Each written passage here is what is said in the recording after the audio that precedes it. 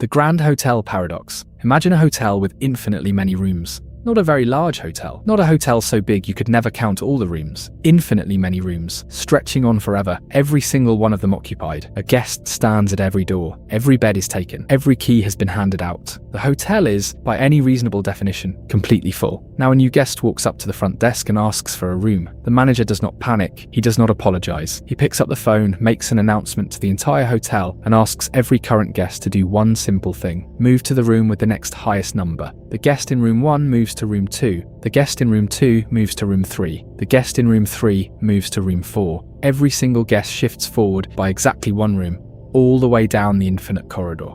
Room 1 is now empty. The new guest checks in. The hotel is still full. David Hilbert, the German mathematician who imagined this hotel in the 1920s, was not trying to design a better hospitality system. He was trying to illustrate something genuinely strange about infinity.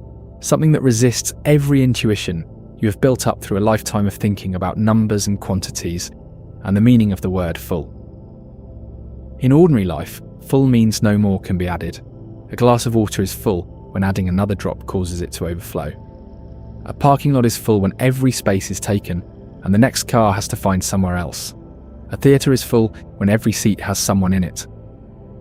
These are finite systems, and for finite systems, full works exactly the way you think it does. Infinity does not work that way. And the Grand Hotel is Hilbert's attempt to make that strangeness visible in a form that feels concrete enough to sit with. The mathematical concept behind the hotel is surprisingly precise. When Hilbert says the hotel has infinitely many rooms, he means something specific. He means the rooms can be put into a one-to-one correspondence with the natural numbers. 1, 2, 3, 4, 5 stretching forward without end. When the hotel is full, every natural number has a guest assigned to it. When the manager asks everyone to shift one room forward, he is performing a mathematical operation on that correspondence, mapping every number to the number n+1, which is also a natural number, which is also a valid room. The correspondence remains 1-to-1. No guest loses their room. No room ends up with 2 guests, and room 1 becomes available. What makes this feel impossible is that you are adding something to something that was already complete. You had an infinite set, and you added one more element, and the size of the set did not change. Infinity plus 1 is still infinity. This is not a trick of language, and it is a property of infinite sets that Georg Cantor formalized in the late 19th century, and that mathematicians have been working with ever since. But knowing the mathematics does not make the feeling go away. The hotel still feels like it should be full. The paradox extends further than the single new guest. Suppose not one traveller, but infinitely many arrive at once, an entire infinite bus pulling up outside, with a guest in every seat. The manager adjusts the strategy.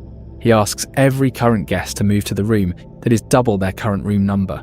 The guest in room 1 moves to room 2. The guest in room 2 moves to room 4. The guest in room 3 moves to room 6. Every guest now occupies an even-numbered room. All the odd-numbered rooms, 1, 3, 5, 7, 9 stretching forward forever, are now empty. There are infinitely many odd numbers. The infinite bus of new guests moves in, 1 to each odd-numbered room. Every guest has a room. The hotel is still full. Hilbert's hotel does not just describe infinity, it describes the difference between a kind of infinity that can be put into correspondence with the natural numbers and a kind of infinity that cannot.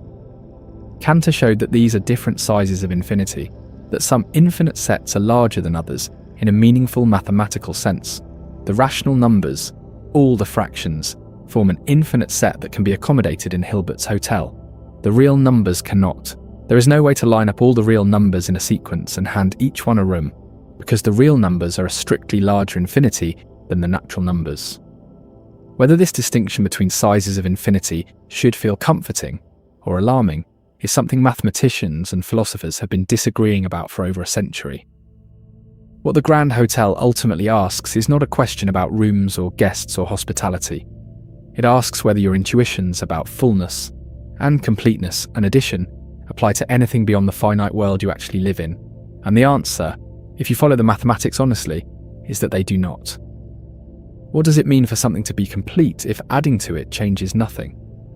And is there anything in your own life that works the way infinity works, where adding more somehow leaves the total unchanged? Cantor's work on infinity was not well received at the time. Leopold Kronecker, one of the leading mathematicians of the era, called Cantor a corrupter of youth and refused to accept that different sizes of infinity made any mathematical sense. The resistance was partly philosophical and partly personal. Kronecker believed that mathematics should be built only from finite operations, that infinity was a convenient shorthand rather than a genuine object of study. Cantor believed he had discovered something real and fundamental about the structure of mathematics, and the disagreement between them was bitter enough to contribute, according to some historians, to the periods of depression that marked Cantor's later life. Whether Kronecker was wrong or simply ahead of a debate that mathematics has not yet finished is still, in some philosophical quarters, an open question. Most mathematicians today accept Cantor's framework without much friction. Infinite sets of different sizes are standard tools. But the intuition Kronecker was protecting, the sense that infinity is not quite the same kind of thing as a number and should not be treated as one, has not entirely disappeared. Imagine standing in the lobby of Hilbert's Hotel, watching the infinite cascade of room changes happening simultaneously. Every guest in every room receiving the same instruction, and all of them moving at once down an infinite corridor that has no end. If you tried to verify that every guest had found their new room, you could never finish checking. You would start at room 1, confirm the new arrival, move to room 2, confirm that guest, move to room 3, and keep going. There is no last room to confirm. The verification itself would never end. Whether the operation is complete in any sense you can directly observe is something the hotel forces you to think carefully about. Some versions of the paradox use this observation to argue that Hilbert's Hotel is not just counterintuitive, but actually incoherent. That infinitely many simultaneous operations cannot be performed in a meaningful sense, and therefore the whole scenario dissolves under scrutiny. Others argue that mathematical existence does not require physical realizability, that the hotel is perfectly coherent as a logical structure, even if no physical universe could contain it. Whether that distinction matters between what is logically possible and what is physically possible is one of the places where mathematics and philosophy most interestingly overlap. The hotel also raises a quieter question about the nature of identity. When every guest moves from their current room to a new one, they are each in a new room. The hotel has the same guests as before, but is it the same hotel? Every room now has a different guest than it had an hour ago. The entire population of the hotel has shifted. Whether the hotel is the same hotel, despite having different contents in every part of it, is a question that sounds like it should be easy, but turns out to share a structure with some of the oldest puzzles in philosophy. Imagine you have been living in Hilbert's Hotel for years. Room 7432. You know where the ice machine is, you know which elevator is slower, and then the infinite bus arrives and suddenly you are in room 14,864. Same hotel, different room, same you. Different relationship to the hotel. Whether the experience of the hotel is continuous despite the disruption is something only you can assess from the inside. What would it feel like to live in a system that is always full, but always has room for one more? And is that a description of a strange imaginary hotel? Or is it a description of something you have already experienced somewhere in your own life? Hilbert never actually built the hotel. He introduced it as a thought experiment in a lecture. And the image stuck because it does something very specific. It makes the abstract properties of infinite sets feel like something you could walk into. You can picture the corridor, the guests, the manager on the phone. And when the mathematics behaves in ways your intuition says it should not, the hotel makes the wrongness vivid in a way that a page of notation cannot. That is what the best thought experiments do. They give you somewhere to stand while the mathematics does its work on your assumptions. The liar paradox. Imagine someone walks up to you and says, "This statement is false." You nod, start to process it, and then something goes wrong. If the statement is false, then what it says must be incorrect. What it says is that it is false. So if it is false, it must actually be true. But if it is true, then what it says must be correct. What it says is that it is false. So if it is true, it must be false. And you are back where you started. The liar paradox is one of the oldest problems in logic, traced back to ancient Greece, and a philosopher named Epimenides of Crete, who reportedly said that all Cretans are liars. Since Epimenides was himself a Cretan, the statement collapses into the same loop. A tighter version arrived later. This sentence is false. 4 words. No escape route. What makes the paradox genuinely troubling, rather than just a clever word trick, is what happens when you try to place it inside a formal system. Logic requires that every statement be either true or false. That is the law of the excluded middle, one of the foundational principles that makes reasoning work. But the liar sentence is neither. Calling it true makes it false. Calling it false makes it true. Assigning it any truth value produces a contradiction. The sentence is not just confusing. It is formally undecidable, a problem that logic, as traditionally constructed, cannot solve from inside itself. Philosophers have been trying to close this gap for over 2,000 years and have not quite managed it. One response is to say the sentence is simply meaningless, that it does not actually express a proposition at all, and therefore the question of its truth value does not arise. A sentence that says nothing cannot be true or false any more than a grunt can be. If you accept this, the paradox dissolves. But accepting it turns out to be harder than it sounds, because the liar sentence is grammatically perfect. It has a subject, a verb, and a predicate. Every structural feature that usually marks something as a genuine statement is present. Dismissing it as meaningless requires explaining what has gone wrong at a level that grammar alone cannot reach. Bertrand Russell tackled the problem through his theory of types, arguing that statements can only meaningfully refer to things at a lower level of the logical hierarchy than themselves. A statement about statements belongs to a different type than the statements it describes. The liar sentence, which is a statement about itself, crosses type levels in a way that the theory prohibits. The sentence is not false or meaningless. It is simply malformed. Under Russell's rules, you cannot write it in a well-formed logical system, which means the paradox never arises. Whether this actually solves the problem or just rules it out of bounds is something logicians still disagree about. Alfred Tarski proposed a different resolution. Languages, he argued, cannot coherently contain their own truth predicates. A statement like this statement is false requires a language in which the word false applies to sentences in that same language. Tarski showed that allowing a language to talk about its own truth leads directly to the liar paradox. His solution was to distinguish between object languages, which talk about the world, and meta-languages, which talk about object languages. A meta-language can define truth for an object language, but cannot define truth for itself. The liar sentence simply cannot be expressed in a properly constructed language, because no well-formed language allows self-referential truth claims. Tarski's approach became foundational in mathematical logic, but it carries a cost. Every language that can talk about truth needs a separate meta-language above it. That meta-language needs its own meta-language if it wants to talk about truth. The hierarchy extends upward without limit. Whether an infinite regress of languages actually solves the original problem or just relocates it is a question that has not been settled. Imagine trying to build a machine that evaluates statements as true or false. You feed it sentences and it sorts them. Most sentences cause no problem. Snow is white comes back true. Snow is hot comes back false.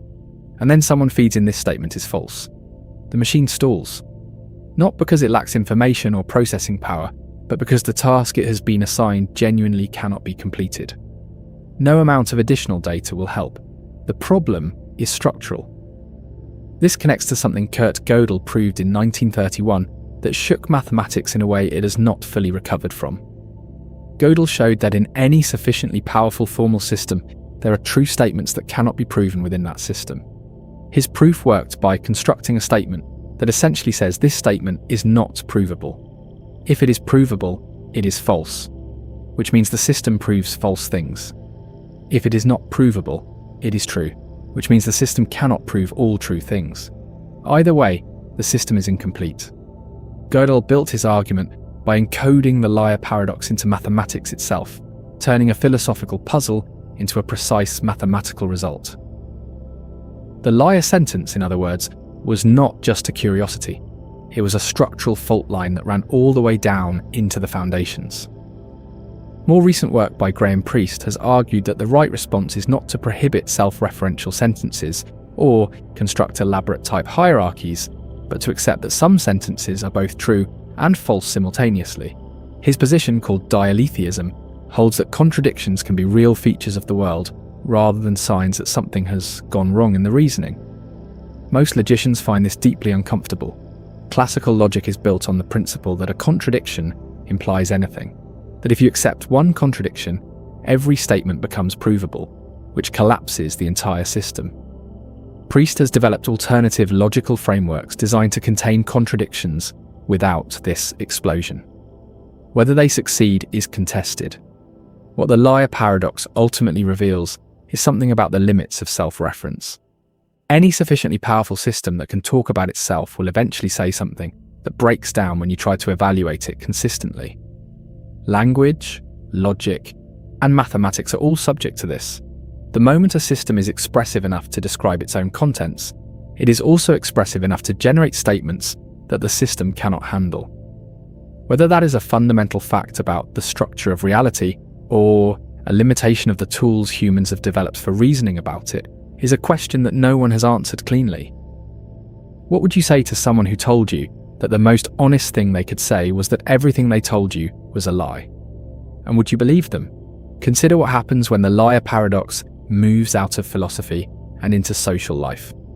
A person who says, "I always lie," cannot be telling the truth without contradicting themselves, but they also cannot be lying without accidentally telling the truth. Whatever they say about their own honesty destroys itself the moment it is examined. Most people navigate this in practice by never making absolute claims about their own truthfulness. They say, "I try to be honest," or "I don't always get it right," which are statements with enough flexibility to survive examination. The moment someone commits to an absolute claim about all their statements, they walk straight into the same structure Epimenides walked into. Imagine a news organization that announces, "We report only the truth." That claim is itself a statement, subject to the same standards as everything else they report. If they ever get something wrong, the original claim becomes false. If the original claim is false, then they do not only report the truth, which means the claim was already false before any error was made. The organization cannot coherently make that promise without the promise undermining itself the moment it is taken seriously. Courts face a version of this when witnesses swear to tell the truth, the whole truth, and nothing but the truth. A witness can intend to be honest and still be wrong. A witness can be completely accurate and still leave out things they do not know they are leaving out. The whole truth is a phrase that has no coherent referent because no one has access to all the relevant facts. The oath asks for something structurally impossible, which may be why courts have learned not to take it too literally. What the paradox exposes is how much ordinary language depends on not examining itself too carefully. Sentences work because people agree to treat them as having stable meanings that do not collapse when you look at them directly. The liar sentence is the place where that agreement fails, where the machinery of language is visible because it has stopped working. Whether the failure is a problem with language, with logic, with reality, or with the question itself is the thing that nobody has settled. And sitting with that unsettled feeling, rather than reaching for a tidy resolution, might be closer to the truth of it than any answer that has been proposed so far. Is there something you believe about yourself that would stop being true the moment you said it out loud? And does the fact that it stops being true when spoken make it more or less real when it remains unsaid? Or does it just sit there, neither true nor false, waiting for someone to look? The grandfather paradox. Imagine you have a time machine. You set the coordinates, travel back to 1935, find your grandfather as a young man before he ever met your grandmother, and kill him. He never has children. Your parent is never born. You are never born. But if you are never born, you cannot travel back in time to kill your grandfather. So he lives. Your parent is born, you are born, you travel back, and you kill him again. The loop closes on itself and refuses to open. This is the grandfather paradox, the most famous problem in time travel. And it is not really about grandfathers at all. What it is about is causality, the principle that causes must precede their effects, and that an effect cannot reach back and destroy its own cause. The paradox is the place where time travel and causality collide, and where one of them has to give way. Most people encounter the paradox through science fiction and assume it is a plot problem, something screenwriters need to resolve before the credits roll. But physicists take it seriously because the equations of general relativity do not obviously forbid time travel. Certain solutions to Einstein's field equations, called closed time-like curves, describe paths through space-time that loop back to their own past. Whether these paths can exist in the actual universe is unknown. Whether they would generate paradoxes if they did exist is a separate question, with several competing answers. The first answer is the most intuitive. Time travel to the past is simply impossible. Whatever mechanism a person used to travel backward would fail the moment it would generate a paradox. The universe enforces consistency by prohibiting the travel itself. Stephen Hawking called this the chronology protection conjecture and spent years trying to prove it using quantum mechanics. He never quite managed a definitive proof, but the intuition behind it remains influential. Nature, on this view, is self-editing. Paradoxes do not occur because the conditions that would produce them are always blocked before they arise. The second answer involves what physicists call the Novikov self-consistency principle. On this view, time travel is possible, but only self-consistent trips can occur. If you travel back in time, whatever you do there was already part of the timeline. You cannot kill your grandfather because you did not kill your grandfather. Not because something stops you, but because your trip to the past already happened, and its outcome is already fixed. You might try to find him, might even reach for a weapon, but something would go wrong. You would arrive at the wrong place, or the weapon would misfire, or you would discover that the man you thought was your grandfather was someone else.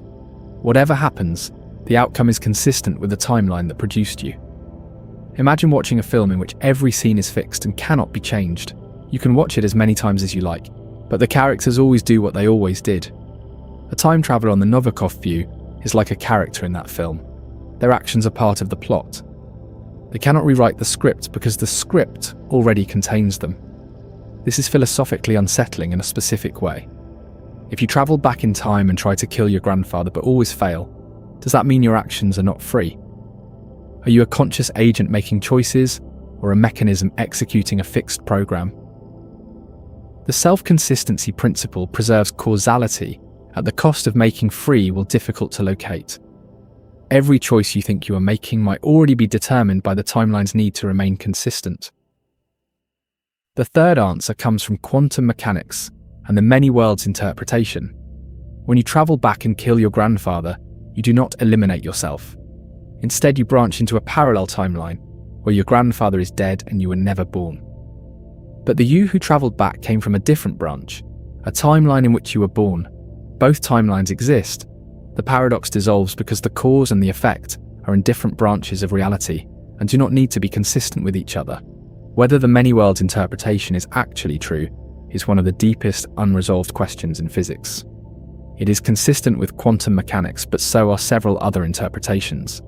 Choosing between them requires either philosophical commitments or experimental tests that nobody has yet designed.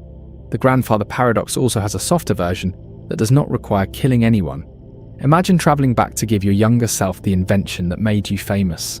Your younger self patents it, builds a career on it, grows old and travels back to give it to their younger self. Where did the invention come from?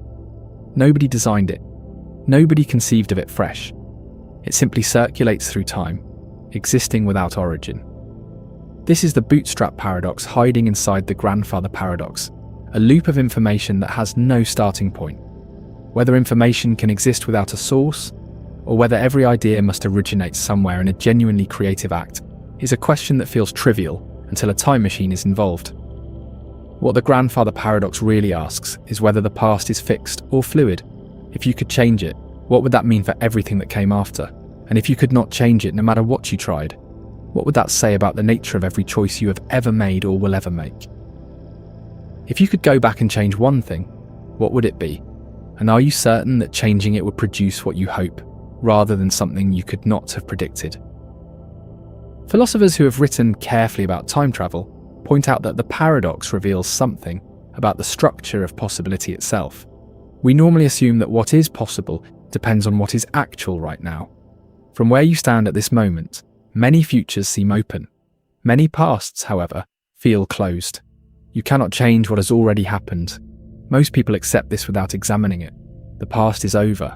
That is what over means. Time travel challenges this by suggesting that the past might be accessible in the same way the future is. And if the past is accessible, the same question that applies to the future applies to it as well. What can be changed? What must remain fixed? The Grandfather Paradox is the place where that question has no comfortable answer. David Deutsch, whose work on quantum computing has been enormously influential, argued from the many worlds perspective that the grandfather paradox is actually a solved problem. In his framework, a time traveler always arrives in a different branch from the one they departed. The original timeline continues. The new timeline diverges.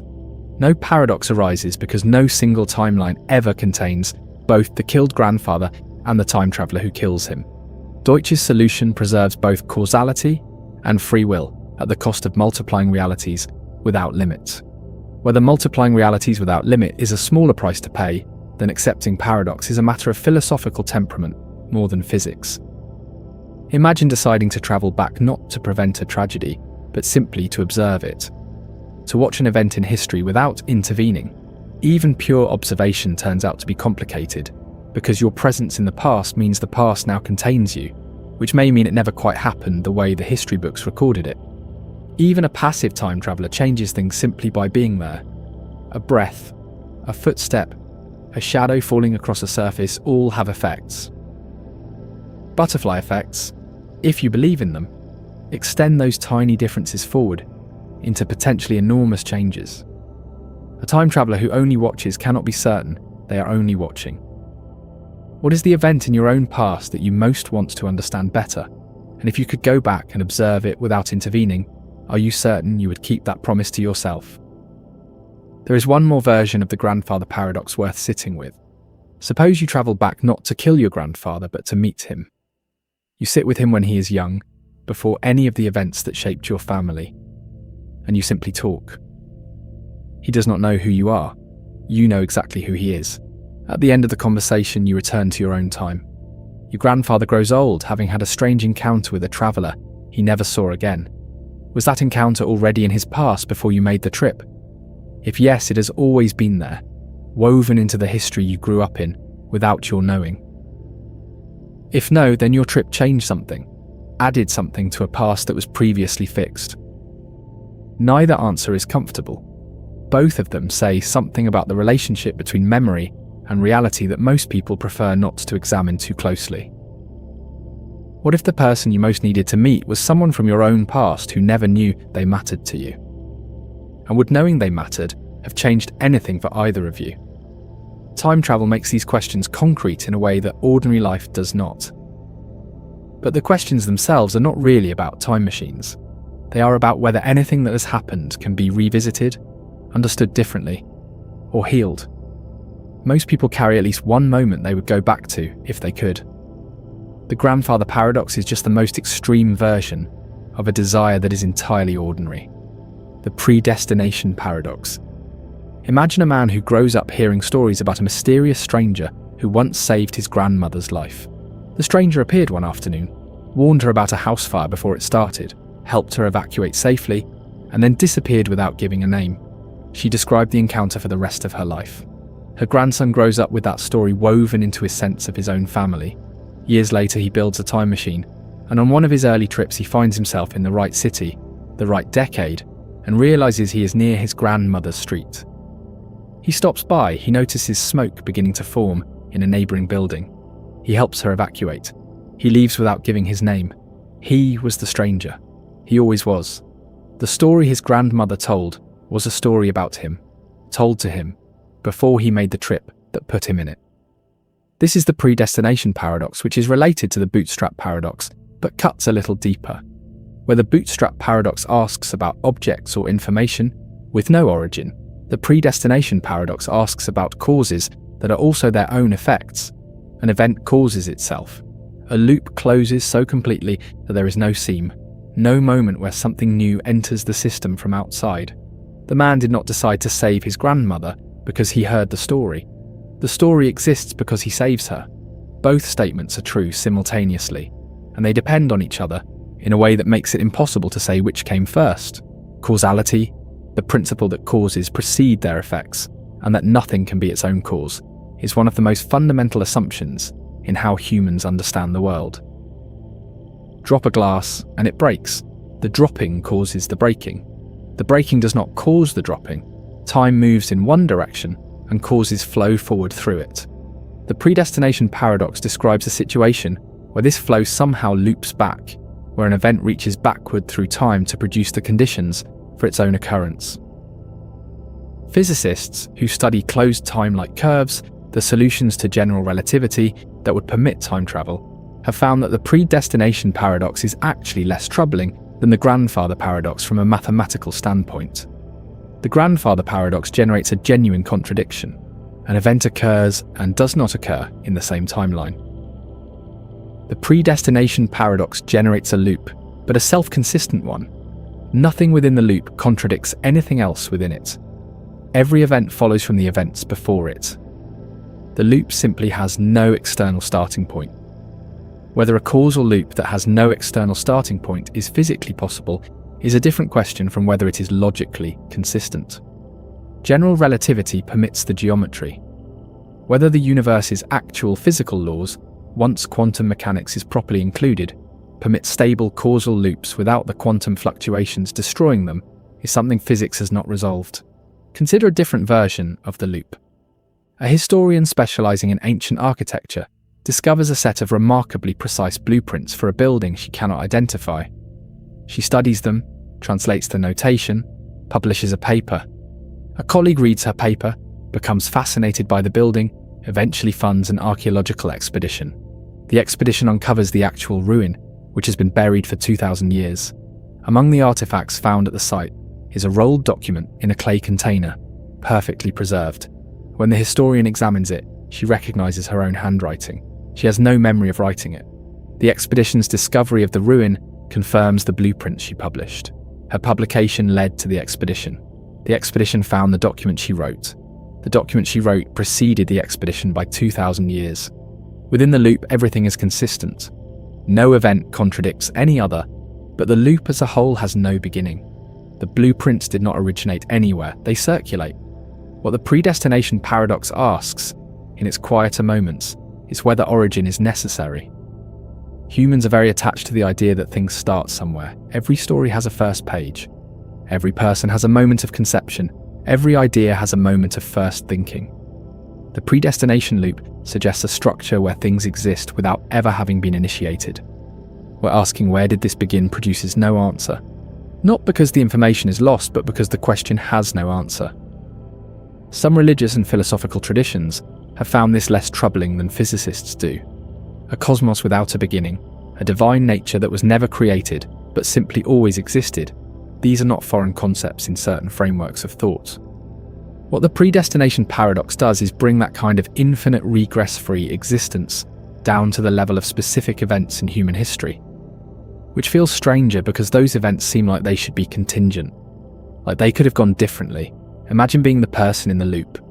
You do something because you are always going to do it, not because of any deliberate choice, but because the loop requires your action. Does that feel like fate? Does it feel like freedom? The distinction might not survive contact with the loop itself. If your action was always part of what happened, then your decision to take it was also always part of what happened. Your sense of choosing freely might itself be part of the loop, scripted in the same way as everything else you did. Whether free will can survive inside a closed causal loop is one of the more interesting versions of a question that philosophy has been asking, without resolution, for centuries. What is something that has happened in your life that seems like it was leading somewhere from the beginning, where looking back the shape of it feels inevitable, even though at the time each step seemed like a genuine choice? And does that feeling of inevitability mean the choice was not real, or just that it was always going to be the choice you made? There is a version of the predestination paradox that shows up in personal history without any time machine required. Someone grows up believing they are not good at mathematics because a teacher told them so in the 4th grade. That belief leads them to avoid mathematical subjects, which means they never develop the skills, which confirms the belief. The belief caused its own evidence. Whether the teacher was right in the first place is a question that can never now be answered, because the belief itself ensured that the original assessment would eventually become accurate. Psychologists call this a self-fulfilling prophecy. A prediction about behavior affects the behavior in a way that makes the prediction come true. The cause produces the effect, but the effect was also the cause because the prediction would not have been acted upon without the belief in its truth, and the belief was formed by the prediction. The loop is smaller than a time travel story, but the structure is identical. An event creates the conditions for itself. Carol Dweck's research on mindset has traced many of these loops through educational psychology.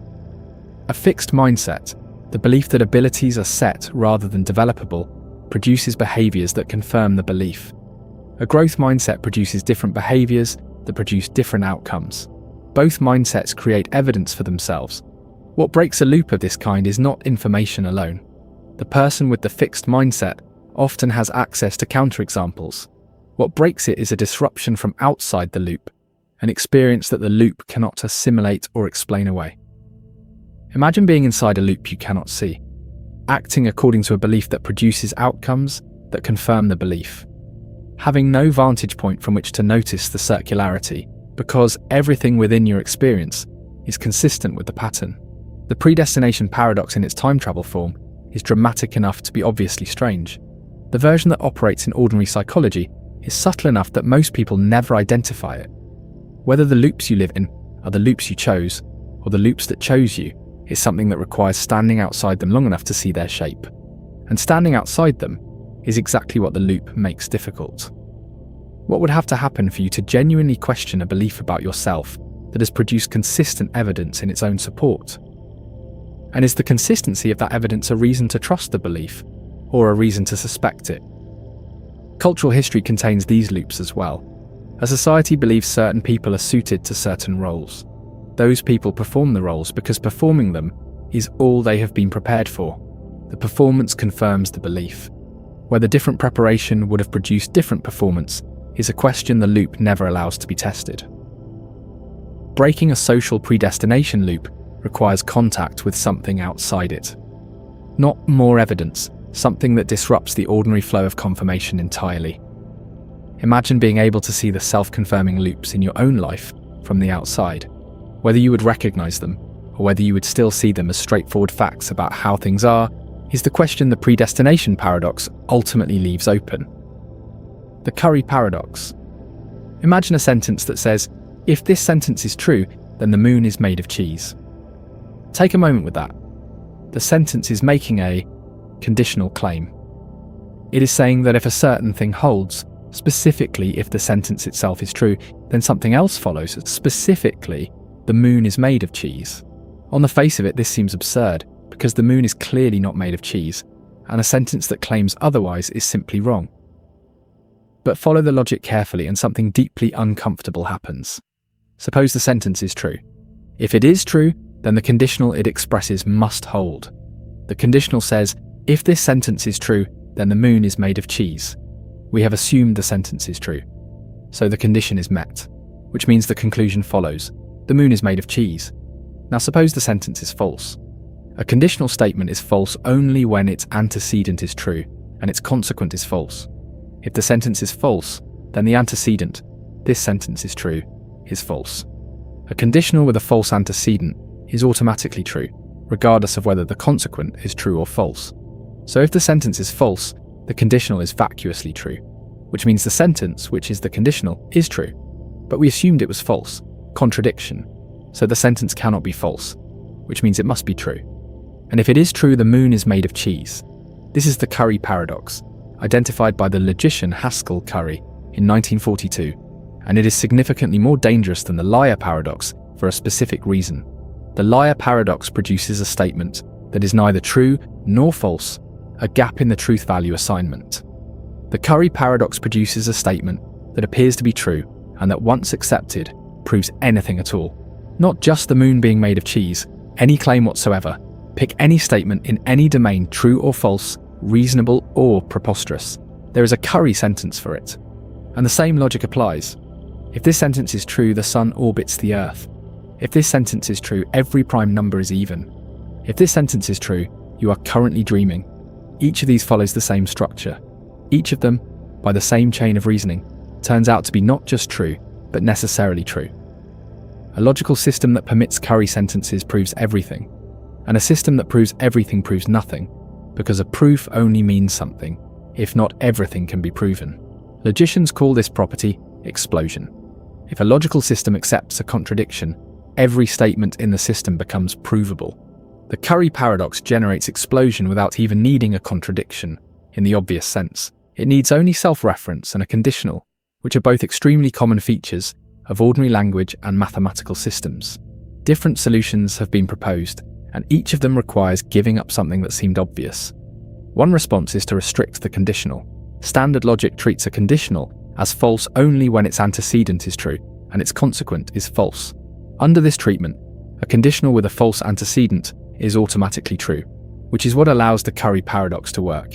Relevance logicians argue that a conditional should only be true if there is some genuine connection between the antecedent and the consequent, not merely that the antecedent turns out to be false.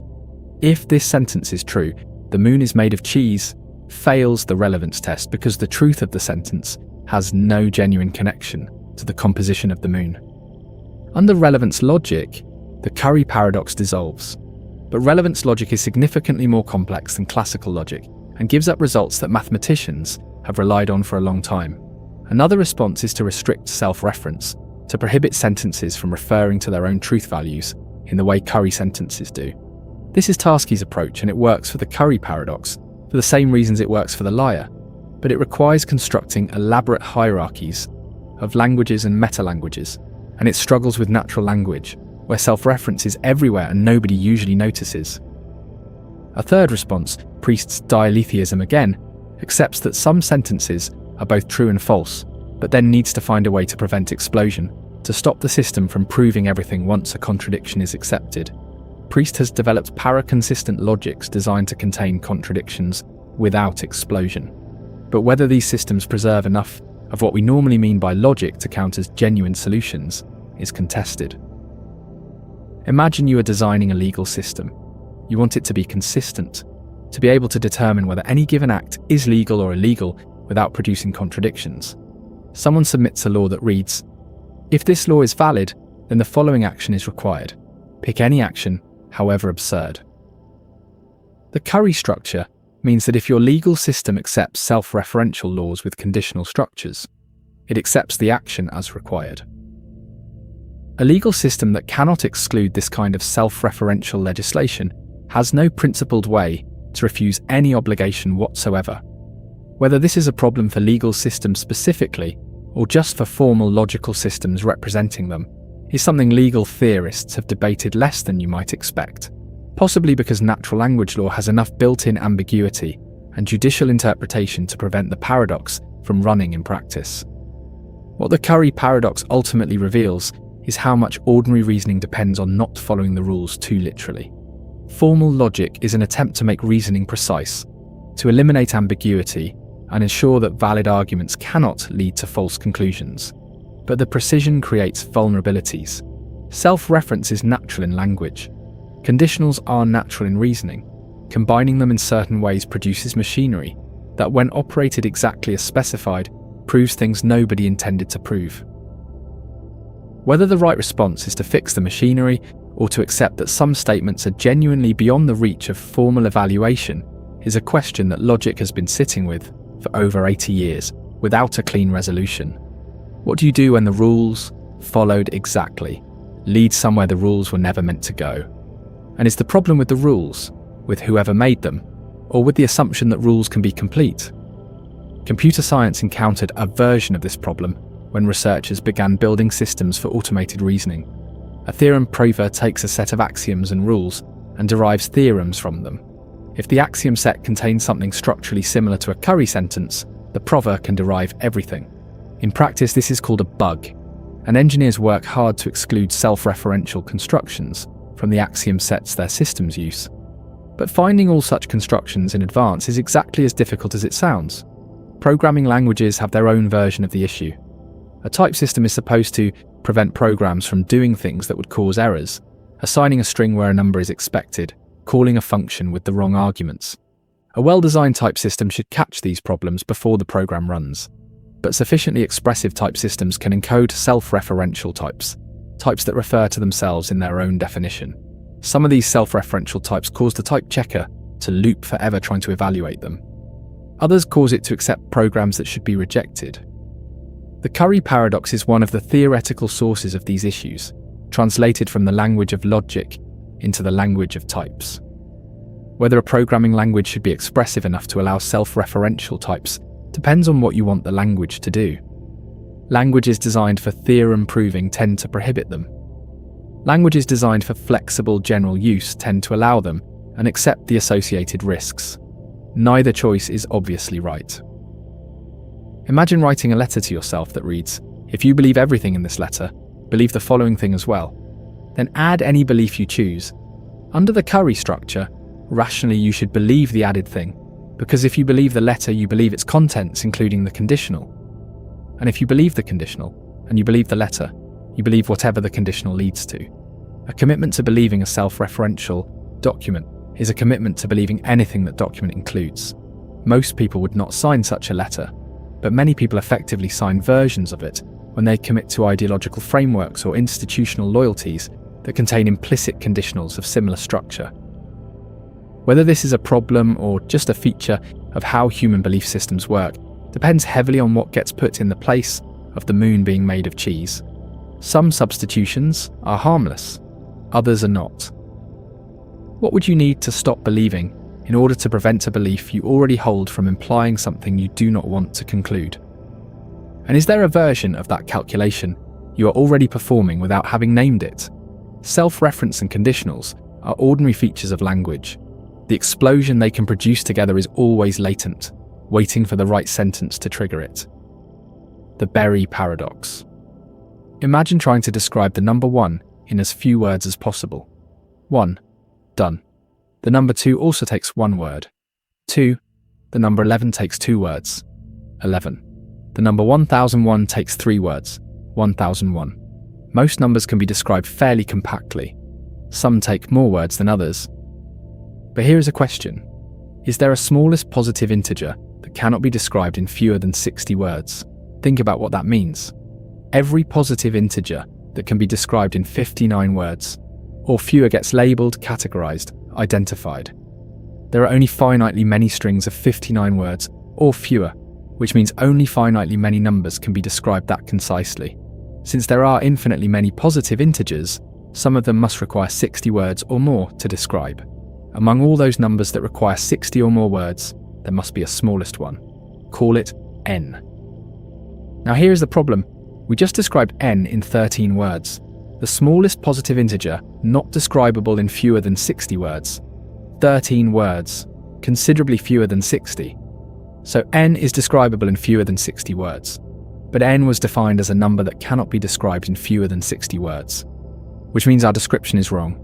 But if our description is wrong, then n is not defined as we thought, which changes what n is, which changes whether the description applies. The loop has no exit. This is the Barber Paradox, named after G.G. Berry, a librarian at the Bodleian Library in Oxford, who communicated it to Bertrand Russell in the early 20th century.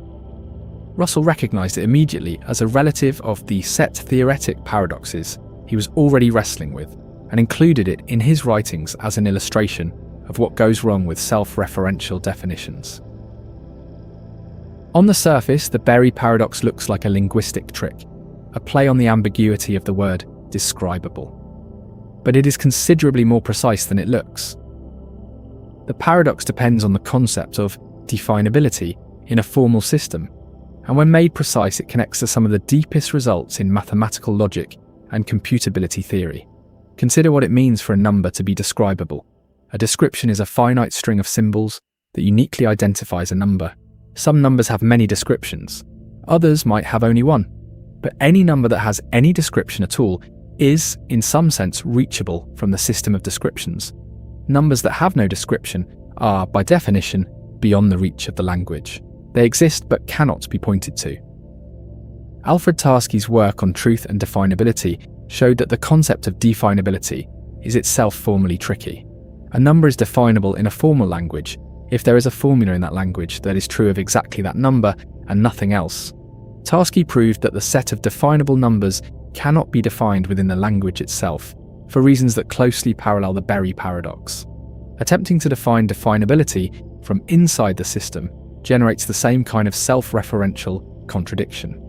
This connects to a result by Thoralf Skolem, known as Skolem's paradox. In formal set theory, which is the framework most mathematicians use, the real numbers are uncountable. There are vastly more of them than can be listed. Yet any formal axiomatic system for set theory has a countable model, a version with only countably many elements that satisfies all the axioms. This seems to say that from inside the formal system, the real numbers look uncountable, but from outside they are countable. The resolution involves recognizing that countability itself is relative to the model, that what counts as a projection from inside the model differs from what counts as one from outside it. Imagine standing inside a room that looks infinite from where you are. From outside, someone can see that it is actually quite small, just arranged in a way that creates the illusion of infinite space. Scolem's paradox has something of this character. The formal system cannot see the ceiling of its own definability because the concepts needed to see it are unavailable from inside. Turing's halting problem lives in the same territory. Alan Turing proved in 1936 that no algorithm can determine, for an arbitrary program and input, whether the program will eventually halt or run forever. His proof was essentially a Berry-style argument. Assume such an algorithm exists, then construct a program that uses it to describe itself in a self-defeating way, reaching a contradiction. The undecidability of the halting problem and the Berry paradox share a common ancestor. What all of these results are really saying is that every formal system has a boundary. There are things inside the system, things reachable from its axioms and rules, and things outside, things the system cannot name, prove, or even consistently discuss. The Berry paradox locates one edge of that boundary and shows what happens when you try to reach across it. Whether this is a limitation of formal systems specifically, or a limitation of knowledge in general, is a question that invites a certain vertigo. Mathematics has been remarkably successful at extending human understanding. Gödel, Tarski, and Turing all prove that even the most rigorous mathematical reasoning has edges it cannot cross. Whether those edges are features of the tools or features of the territory is something that mathematicians and philosophers have disagreed about since the results were first published. What is the smallest thing you cannot describe? And does the fact that you just tried to describe it mean the question has already answered itself? Richard's paradox is a close relative. Consider all decimals definable in finitely many words. Since there are only finitely many descriptions of each length, the definable decimals can be listed. Call them D1, D2, D3, and so on. Now construct a new decimal by taking the first digit after the decimal point of D1, and changing it, taking the second digit of D2, and changing it, the third digit of D3 and changing it, building a new number that differs from every number on the list in at least one position. This new number is not on the list, but we just defined it in finitely many words, so it should be on the list. Contradiction. Jules Richard published this in 1905, and it shook mathematicians who were already unsettled by Russell's paradox. Henri Poincaré responded by arguing that the paradox resulted from what he called impredicative definitions that define an object by reference to a collection that already includes the object being defined. The Berry paradox is impredicative. The smallest positive integer, not definable in fewer than 60 words, refers to a collection of numbers that includes itself. Avoiding impredicative definitions would avoid the paradox, but it would also exclude large portions of ordinary mathematics. Whether excluding impredicative definitions is a price worth paying for consistency is a question that divided mathematicians at the start of the 20th century and has never been entirely settled. What the Berry paradox and its relatives ultimately reveal is how language and mathematics interact at their edges in ways that produce breakdowns rather than clarity. Most of the time, language and mathematics reinforce each other. A sentence describes a number. A formula specifies a set. A word picks out a concept. At the edges, near the limits of what can be expressed, the reinforcement stops and strange loops begin. Imagine trying to write a complete description of your own mind using only the concepts your mind currently contains. The description would need to include the fact that you are describing it, which would need to include that fact, extending inward without limit. Whether that regress is a feature of consciousness or a feature of the limitation of language applied to consciousness is not something anyone has clearly resolved. Whether every system of thought, every framework for understanding, contains a Berry-style limit, a place where self-reference produces breakdown rather than insight, is a question worth carrying carefully.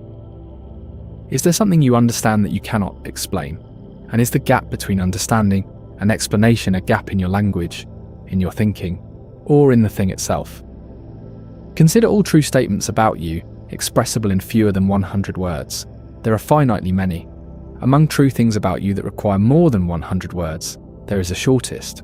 But the phrase "the shortest true thing about me not expressible in fewer than 100 words" is itself only 16 words, so it is now expressible in fewer than 100 words, which means it was not what we said it was.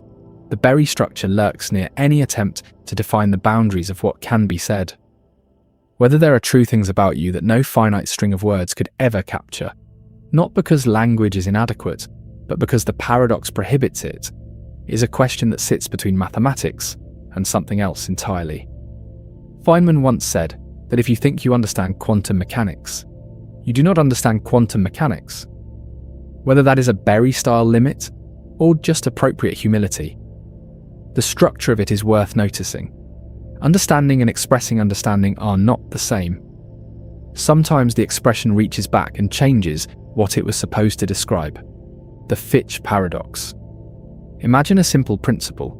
Every truth is knowable. Not that every truth is known, just that for any true statement, it is at least possible for someone somewhere to come to know it. Nothing is fundamentally hidden. Reality is in principle transparent to inquiry. Knowledge may be incomplete now, but there is no barrier to completion. Given enough time, investigation, and intelligence, all truths can in principle be known. This principle is called the knowability thesis, and it sounds reasonable. Many philosophers have found it attractive. It fits naturally with scientific optimism, with the belief that the universe is comprehensible and that inquiry has no final limit. Some have also found it attractive on epistemic grounds, arguing that the very concept of truth should be tied to the possibility of verification, that a truth which could never in principle be known is not really a truth, but something closer to a fiction. Friedrich Fitch proved in 1963 that the knowability thesis leads directly to the conclusion that every truth is actually known right now by someone, not just knowable in principle, actually known, which is obviously false. There are true things that nobody currently knows, conclusions of mathematical proofs not yet discovered, historical facts lost to time, physical states of remote regions of the universe with no observer nearby. Fitch's proof is short and elegant, and initially looks like a logical mistake. Follow it carefully, and the mistake does not appear. Here is the argument. Take any true statement, P, that is currently unknown. So P is true and P is not currently known. That combination, P is true and P is currently unknown, is itself a true statement. Call it Q. If every truth is knowable, then Q is knowable. So there is some possible situation in which someone knows Q. But knowing Q means knowing that P is true and that P is currently unknown. For someone to know Q, they must know that P is true, which means P is now known. But they must also know that P is currently unknown, which means P is both known and unknown at the same time in the situation where Q is known. That is a contradiction. A true statement cannot be both known and unknown simultaneously. So Q cannot be known even in principle, which means Q is a truth that is not knowable, which means the knowability thesis is false. Every unknown truth generates a version of this argument. Every truth of the form P is true and P is unknown cannot be known without contradiction. So not all truths are knowable, so the knowability thesis fails. The conclusion Fitch drew, and that philosophers have been sitting with since 1963, is that the apparently modest claim that every truth is knowable in principle quietly implies something much stronger. Either some truths are not knowable at all, which is a significant restriction on the power of inquiry, or every truth is already known, which contradicts ordinary experience. No middle ground survives. Philosophers call this the knowability paradox or Fitch's paradox, and the responses to it have been varied and creative. Some argue that the problem is with the logic being used, that a different modal logic or a different treatment of knowledge operators dissolves the argument without remainder. Others argue that the knowability thesis should be modified, perhaps to say that every truth is knowable, but not necessarily all at the same time. Or that knowability should be defined relative to agents or situations in ways that block the paradox. Timothy Williamson, one of the philosophers who has written most extensively about the paradox, has argued that it actually tells us something true and important, that knowledge is not transparent in the way optimistic epistemology assumes. We cannot always know whether we know something, and the relationship between truth and knowledge is more tangled than it looks. Imagine a historian who believes that every fact about the past can, in principle, be recovered if we just look hard enough. They believe that nothing is fundamentally lost, that the information encoded in the past is, in principle, accessible to future inquiry. Fitch's argument suggests a problem. For every historical fact that is currently unknown, the statement that it is currently unknown is itself a true statement. And that statement cannot be known once the underlying fact is discovered, because discovering the fact makes it no longer unknown. The knowability of some truths erases the knowability of other truths. Progress in knowledge can destroy, as well as create epistemic access. Whether this is a deep feature of the structure of knowledge, or a paradox that will eventually be resolved by a better formulation of the knowability thesis, is something that epistemology has not settled. What the Fitch paradox ultimately asks is whether there are things that are true but cannot be known, not because of practical limitations, but because the structure of knowledge itself prohibits it.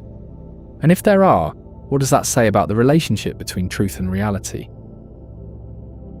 Is there something true about you that you believe you could never know, not because the information is unavailable, but because the act of knowing it would change what is true? Consider what it would mean to know that a belief is false while still holding it. You believe something, and you know you believe it, and you know the belief is false. That combination is what G.E. Moore called absurd in a different but related context, because knowing a belief is false and holding it simultaneously generates a kind of internal contradiction. Fitch's paradox has this flavour. Knowing that P is currently unknown requires holding in mind simultaneously that P is a fact and that no one has it. The moment someone has it, the second part fails. The knowing destroys the thing it was about. There are personal versions of this that have nothing to do with formal logic. A feeling that is real while unobserved but changes when you try to look at it. An honest opinion that exists in private but shifts when you try to articulate it to someone else. A memory that feels complete until you examine it and find it fragmenting into uncertainty. Not all truths about inner experience survive the act of knowing them carefully. Some of them require a kind of peripheral attention, and not quite looking that lets them remain what they are.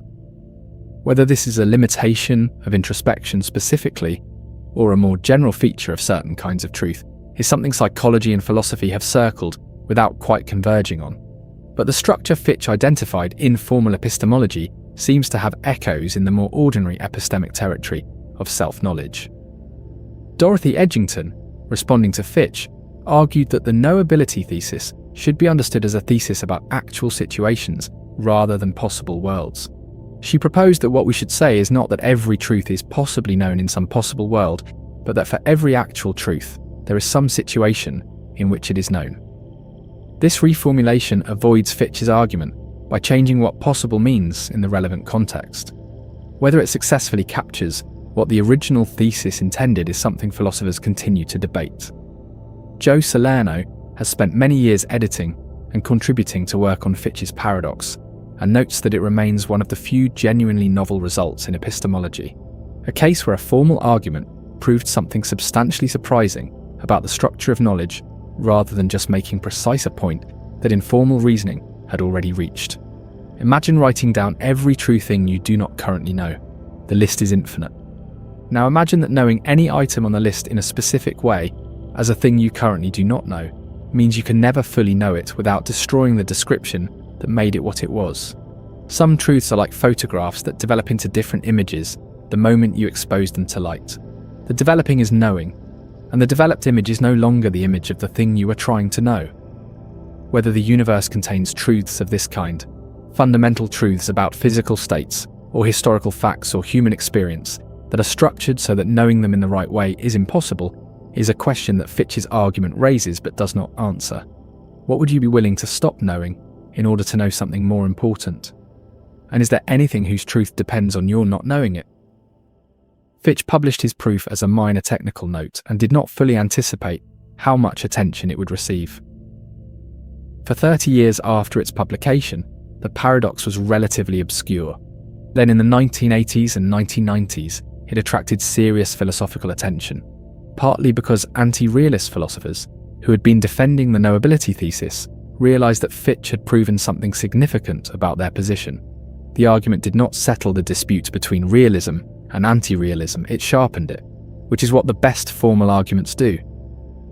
What distinguishes Fitch's paradox from many others is that it does not rest on unusual assumptions. No strange metaphysics required. No exotic logic. Just the knowability thesis, an ordinary modal reasoning, leading somewhere nobody expected. The shortest road to the most counterintuitive destination is sometimes a perfectly straight line. Usually, the Barber Paradox. Imagine a village with a single barber. He has posted a sign outside his shop that reads, "I shave all those men in this village who do not shave themselves, and only those men." Every morning, men who cannot be bothered to shave themselves walk in, sit down, and the barber shaves them. Men who prefer to shave themselves stay home. The rule is simple, clear, and apparently complete.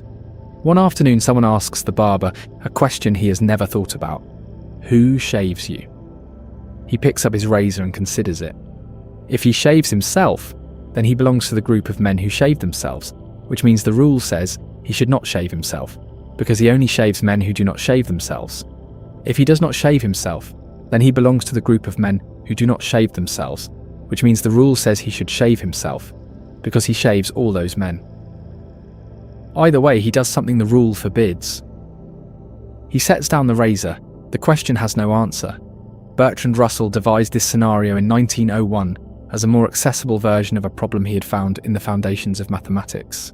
He had been working on set theory, the branch of mathematics concerned with collections of objects, and had been examining what happens when you allow a set to contain itself as a member. Most sets do not contain themselves. The set of all books is not itself a book. The set of all even numbers is not itself an even number. But what about the set of all sets that do not contain themselves? If that set contains itself, it should not be in the set, because the set only contains sets that do not contain themselves. If it does not contain itself, it should be in the set, because it qualifies as a set that does not contain itself. Exact same structure as the barber, exact same absence of a resolution. Russell's paradox, as the set-theoretic version is called, was devastating for the program of logicism, the attempt to show that all of mathematics could be derived from pure logic. Gottlob Frege had been building that program for decades. He had nearly completed the second volume of his major work on the foundations of arithmetic when Russell sent him a letter pointing out the paradox. Frege's response, written in an appendix to that volume, is one of the most candid statements in the history of mathematics. He wrote, "A scientist can hardly meet with anything more undesirable than to have the foundations give way just as the work is finished." And yet that is precisely what Russell's letter communicated. The response to the paradox has taken several forms across more than a century of work. Russell himself developed the theory of types, a hierarchical structure that prevents sets from referring to collections at the same level as themselves. Under this theory, a set can only contain elements of a lower type, so the set of all sets that do not contain themselves cannot even be formulated, because the set and its members would have to be the same type. The paradox dissolves by design, but the design is complicated enough that it transforms the logical system into something considerably more cumbersome than what Frege had been building.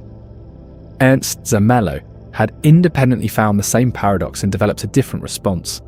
His system, later refined by Abraham Frenkel into what is now called Zermelo-Frenkel set theory, restricts the sets that can be formed by replacing Frege's unrestricted comprehension principle with a separation principle. Instead of allowing you to form a set of all things satisfying a property, it only allows you to form a set of things from an already existing set that satisfy a property.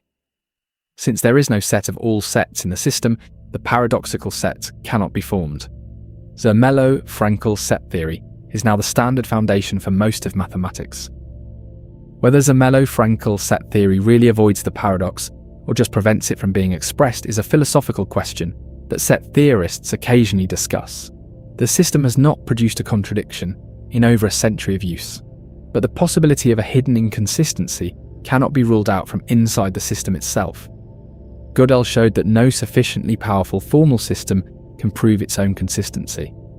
So mathematicians work in Zermelo-Frenkel not because they have proven it consistent, but because they have not yet found a contradiction, and have strong intuitive reasons for thinking they will not. Imagine building an institution on a foundation that has proven solid for 100 years.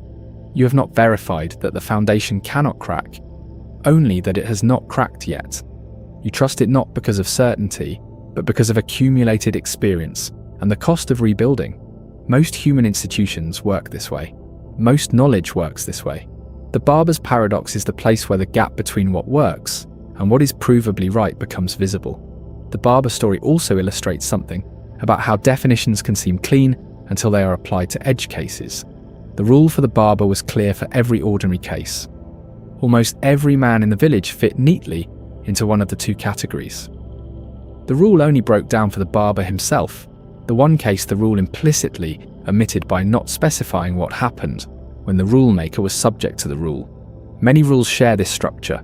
They handle the standard cases cleanly and produce contradictions only when applied to the person or entity responsible for enforcing them. Whether a legal system can be self-consistent, whether a regulator can be regulated by their own regulations, whether a judge can be judged by their own standards, all of these are versions of the same question the barber faces on the day someone finally asks, "What rule have you made for yourself that works perfectly for everyone except you?" And does the exception reveal a gap in the rule, or does it reveal something about why you made the rule in the first place? Diagonalization is the mathematical technique that underlies the Barber Paradox, Russell's Paradox, and several other results in logic and computability. The basic idea is to construct something that differs from every element in a list by differing from the first element in one way, the second in another way, the third in a third way, and so on. Whatever you build by this method cannot be on the original list, because it was constructed to differ from every element of the list in at least one respect. Cantor used diagonalization to show that the real numbers cannot be put into a list, that there are more of them than can be counted. Gödel used diagonalization to construct a statement that says of itself that it cannot be proven, generating the incompleteness theorem. Turing used diagonalization to show that no algorithm can determine whether all programs halt. The Barber Paradox is diagonalization applied to the question of self-shaving. The set theoretic paradox is diagonalization applied to set membership. Once you see the diagonal method, you start noticing it everywhere. Any attempt to list all things of a certain kind, and then ask whether the list itself belongs to that kind, is a diagonal argument. Any definition that tries to cover all cases, including the case of the definition itself, is a diagonal argument waiting to produce a contradiction. Whether the universe itself contains diagonal contradictions, real loops in physical reality rather than just in formal systems, is something physicists have wondered about in the context of closed time-like curves and self-referential quantum states. The question has not been resolved, but the fact that it can be asked using the same mathematical tools as the Barber Paradox suggests that diagonalization is pointing at something genuinely deep. Consider the last time you tried to describe yourself completely. Not to someone else, just to yourself, lying somewhere quiet. You started listing characteristics, habits, tendencies, beliefs. And at some point the list started including the fact that you were making a list, which changed what was on the list, which changed the list again. The barber could not finish shaving. You cannot finish describing, because the description is part of what is being described. Whether that is a limitation or a feature is a question that might not have an answer from where you are currently standing. What would you need to step outside of in order to see yourself completely? And is stepping outside of it something you would still recognize as yourself? John von Neumann, who worked extensively in the foundations of mathematics and also helped design the architecture of modern computers, once said that in mathematics you do not understand things, you just get used to them. The Barber Paradox is one of the things mathematicians have gotten used to, in the sense that they have learned to work around it, to construct their systems in ways that prevent it from arising. But getting used to something is not the same as understanding it. The contradiction at the centre of the Barber story, the set that both contains and does not contain itself, has not been explained away. It has been fenced off.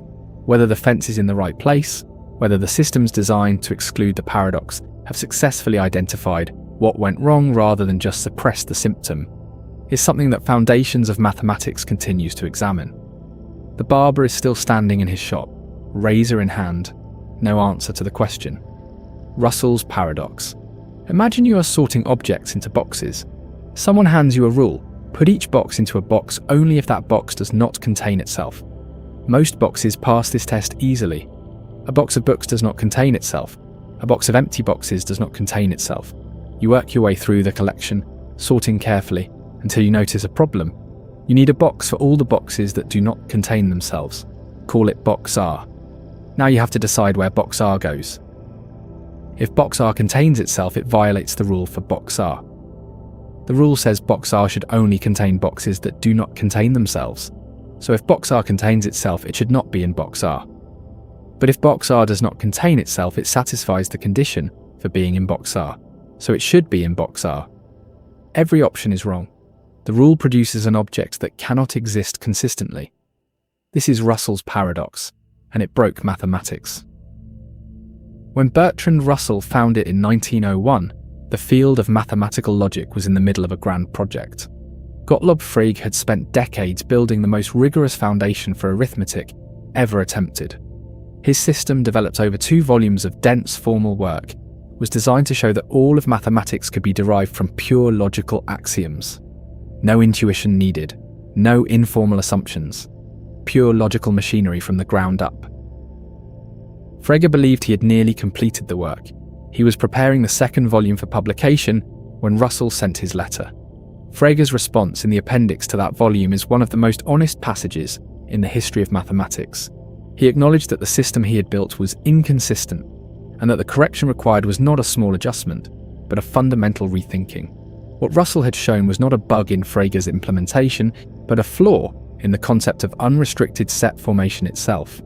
If you can form a set of all things satisfying any property you can describe, you can form the set of all sets that do not contain themselves, and that set cannot exist consistently.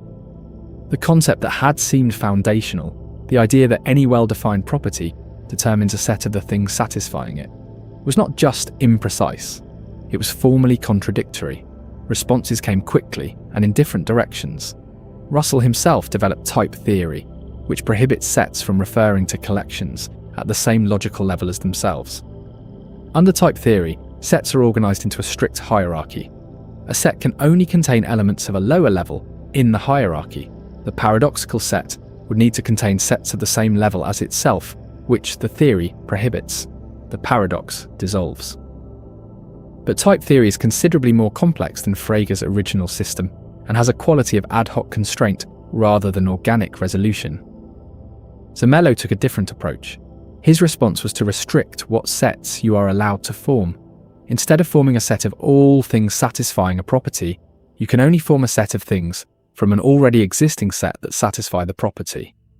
This separation principle prevents the construction of the universal set, the set of all sets, and with it prevents the construction of the paradoxical set. Zermelo-Fraenkel set theory, the system built from his approach, has been the standard foundation for mathematics for roughly a century.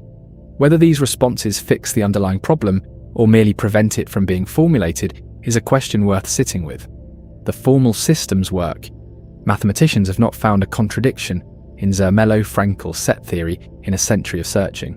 But that search has been conducted from inside the system, and Gödel showed that no sufficiently powerful system can prove its own consistency. The possibility of a hidden inconsistency cannot be ruled out. David Hilbert had proposed, before Gödel's results, that the entire edifice of mathematics could be placed on a completely secure foundation, a finite set of axioms from which all mathematical truths could be derived and whose consistency could be proven.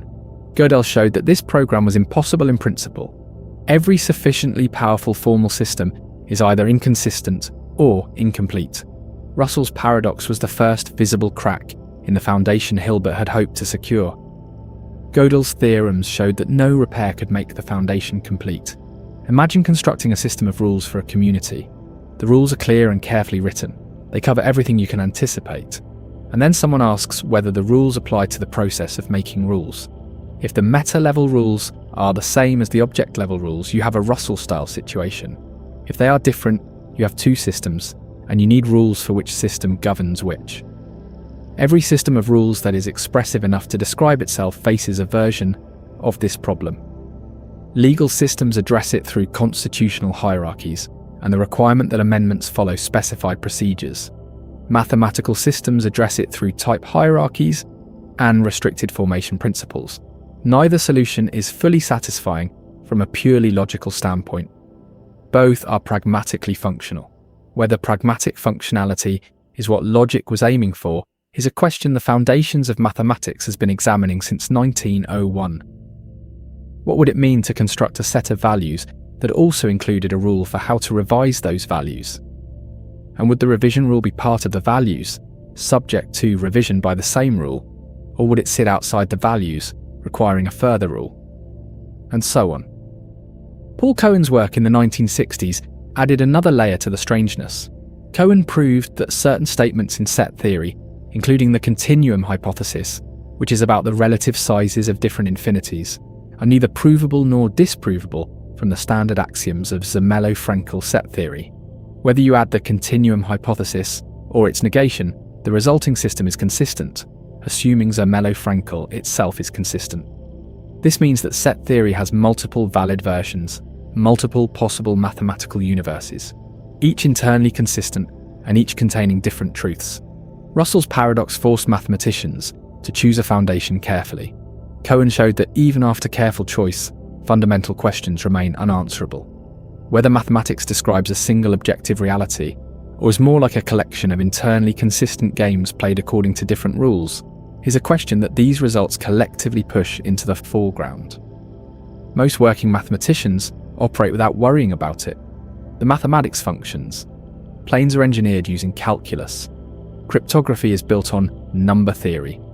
Quantum mechanics is formulated in Hilbert spaces.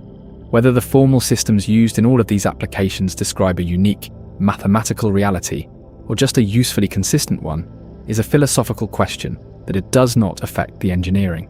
But Russell's paradox is the place where the question becomes unavoidable, because the question is not just whether mathematics is consistent. It is whether the concept of a set, the most basic building block of modern mathematics, is coherent.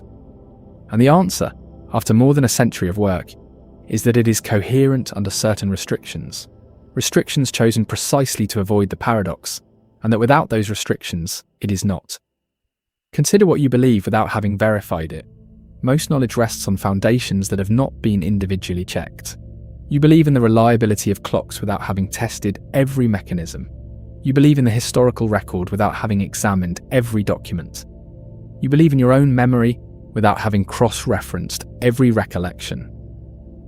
Beliefs like mathematical systems rest on axioms that have been chosen because they work, not because they have been proven from even more basic principles.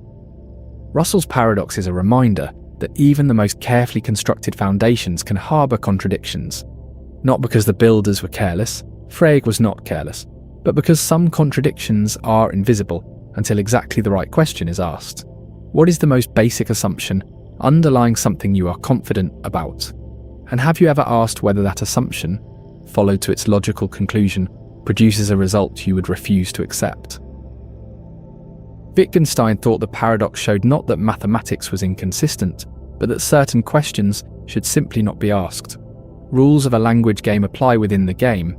Asking a rule to apply to itself steps outside the game, into a place where the rules no longer specify anything. Whether this dissolves the paradox or sidesteps, it depends on whether philosophy's job is to resolve contradictions or diagnose misunderstandings. Some foundations are not what they appeared to be. Knowing that does not stop people from building on them. What it changes is the quality of confidence they bring to the work. Mathematics continued. Arithmetic, analysis, algebra, none of it required the unrestricted comprehension principle. The paradox was a problem for the foundations, not the structure built on them, and buildings can remain standing after the justification for their foundations is revised. Whether that is comforting or alarming depends on which building you are in. The Banach-Tarski Paradox. Imagine holding a solid ball, not hollow, not made of a special material, just a solid ball of some substance the size of an orange. Now imagine cutting it into a finite number of pieces, perhaps 5 or 6, and then rearranging those pieces without stretching, squashing, or otherwise deforming them, using only rigid motions, rotations, and translations, and assembling them into 2 solid balls, each the same size as the original. You have just doubled a ball. This is the Banach-Tarski Paradox, and it is not a thought experiment about an impossible physical process. It is a mathematical theorem. Stefan Banach and Alfred Tarski proved it in 1924, and it has been proven correct ever since. The decomposition and reassembly genuinely work, in the sense that the mathematical proof is valid. The pieces can be rearranged into two balls equal to the original, without any of the individual pieces being stretched or scaled. The first and most important thing to say about the Banach-Tarski Paradox is that the pieces involved are not ordinary pieces. You cannot cut a physical orange into 6 pieces and produce 2 oranges. The pieces required by the proof are what mathematicians call non-measurable sets. They are geometrically fragmented to a degree that is not just fine but infinite and infinitely complex. They have no volume in the ordinary sense. They cannot be constructed in physical space. They exist only as mathematical objects defined by the axiom of choice. The axiom of choice is one of the more philosophically interesting axioms in set theory. Informally, it says that given any collection of non-empty sets, you can always choose one element from each set, even if the collection is infinite and there is no specified rule for making the choice. This sounds innocuous. For finite collections, it is obviously true. For infinite collections, it asserts the existence of a selection function that might not be explicitly constructible. Whether such a function genuinely exists or is just a useful fiction is something mathematicians have argued about for over a century. Banach-Tarski is a consequence of the axiom of choice. Without the axiom, the decomposition cannot be performed. With the axiom, it can. This places the paradox at the center of a question about what mathematical existence means. If accepting the axiom of choice produces a theorem that seems physically impossible, does that mean the axiom is wrong? Or does it mean that mathematical existence and physical existence are different things? Most mathematicians accept the axiom of choice and treat the Banach-Tarski Paradox as a feature of the mathematics rather than a sign that something has gone wrong. The paradox is possible because the real numbers have a richness, a density of points, that physical space does not have. A physical object is made of finitely many atoms. The mathematical ball is made of infinitely many points, and the infinite complexity of those points is what the non-measurable decomposition exploits. Robert Solovay proved in 1970 that if you drop the axiom of choice, you can build a model of set theory in which every set of real numbers is measurable, which means Banach-Tarski becomes false. Whether the correct model of set theory is one where every set is measurable or one where Banach-Tarski holds is not a question that can be settled by looking at the world. Both models are consistent with the axioms of Zermelo-Fraenkel set theory. The choice between them is, in a meaningful sense, a choice about what kind of mathematics you want. What the Banach-Tarski paradox ultimately reveals is that our intuitions about volume, about conservation, about what can be constructed from what, are calibrated to physical reality in a way that does not extend to the mathematical infinity of points that makes up a geometric solid in formal mathematics. The ball looks like an orange. The mathematics behind it is something entirely different. Imagine trying to explain Banach-Tarski to someone who has never encountered the relevant mathematics. You say, I can cut a ball into pieces and reassemble it into 2 balls the same size. They say, that is impossible. You say, in the mathematical sense, it is a theorem. They ask, what do the pieces look like? You say, they cannot be drawn or visualized. They ask, could you actually do it? You say, not physically, no. At some point in this conversation, they stop accepting the statement as meaningful and start treating it as a definitional artifact, a consequence of accepting certain axioms rather than a claim about reality. Whether that is the right response, or whether it undersells the genuine strangeness of what the theorem reveals, is something that philosophy of mathematics argues about with surprising energy. What would it mean to say that something is mathematically true but physically impossible? And does the existence of such things suggest that mathematics is describing something other than reality, or that reality is smaller than what mathematics can see? Consider the philosophical position known as mathematical Platonism, the view that mathematical objects exist independently of human minds and physical reality. On this view, the ball and its non-measurable decomposition are real things, as real as electrons and stars, just not located in physical space. The Banach-Tarski result is a discovery about these abstract objects, not a construction within a formal game. Whether this view is correct is one of the oldest open questions in philosophy of mathematics. Plato held something like it. So did Frege, at least for a time. Many working mathematicians find it intuitively attractive, without being able to fully defend it philosophically. If Platonism is right, the Banach-Tarski Paradox describes something that genuinely exists. The non-measurable pieces are real, even if no physical hand can hold them. The two reassembled balls are real, existing in some abstract mathematical space that physical reality instantiates only partially.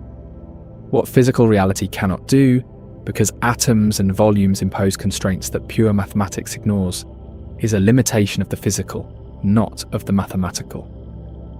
If Platonism is wrong, and mathematics is a formal game played according to chosen rules, then the Banach-Tarski Paradox is just a consequence of accepting the axiom of choice. You could play the game differently, using Solovey's measurable universe axioms, and the paradox would not arise. Neither version of the game is more true than the other. Both are internally consistent. What you get depends on what rules you accept. Whether the choice between these positions is itself a mathematical question, or a philosophical one, is something that logicians and philosophers of mathematics disagree about. Imagine telling someone that whether a ball can be doubled by rearranging its parts depends on which axioms you accept, and that both systems of axioms are equally consistent, and that there is no experiment you could perform to determine which system describes reality. Most people find this deeply unsatisfying.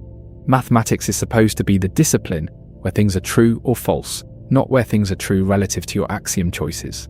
The Banach-Tarski Paradox is one of the results that makes that expectation harder to hold on to. Physicists have occasionally speculated about whether non-measurable sets could play any role in physical theories. The answer so far is that they do not appear to. Quantum mechanics, general relativity, and every other physical theory that has been successfully tested operates with measurable sets and well-defined measures. Whether this reflects a genuine feature of physical reality, that it is measurable in a way that abstract mathematics is not required to be, or simply a limitation of current theories, is unknown. What the Banach-Tarski Paradox ultimately asks is whether a theorem being true is the same thing as the thing it describes being real. And if they are not the same thing, what is the relationship between mathematical truth and the world you can actually touch? Is there something you know to be logically possible that you are also certain could never actually happen? And does the certainty come from knowing the world, or from having decided in advance what the world is allowed to contain? Vitali sets, discovered by Giuseppe Vitali in 1905, were an earlier example of the same phenomenon. Vitali showed that there exist subsets of the real line with no well-defined length under the standard measure, sets where asking how long they are produces no coherent answer. Like the Banach-Tarski pieces, Vitali sets require the axiom of choice to construct. Like the Banach-Tarski result, their existence reveals that the real number line has a richness that defies the intuitions built from physical measurement. Banach and Tarski were not embarrassed by their result. They published it matter-of-factly, as a theorem that follows from the accepted axioms. The paper is written without apology, and without any suggestion that the axioms should be revised to prevent the conclusion. The implication seems to be, this is what the mathematics says.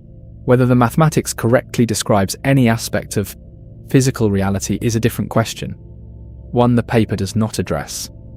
That division between the mathematical and the physical, stated so clearly in 1924, still sits at the centre of debates about what mathematics is for and what it is about. Galileo's paradox. Imagine lining up every positive integer in a row. 1, 2, 3, 4, 5, stretching forward without end. Now beneath each number, write its square. 1 beneath 1, 4 beneath 2, 9 beneath 3, 16 beneath 4. You have two infinite rows. The top row contains all positive integers. The bottom row contains only perfect squares. 1, 4, 9, 16, 25. Now ask which row has more numbers. Your instinct says the top row. Most positive integers are not perfect squares. Between 1 and 100 there are only 10 perfect squares, but 100 integers.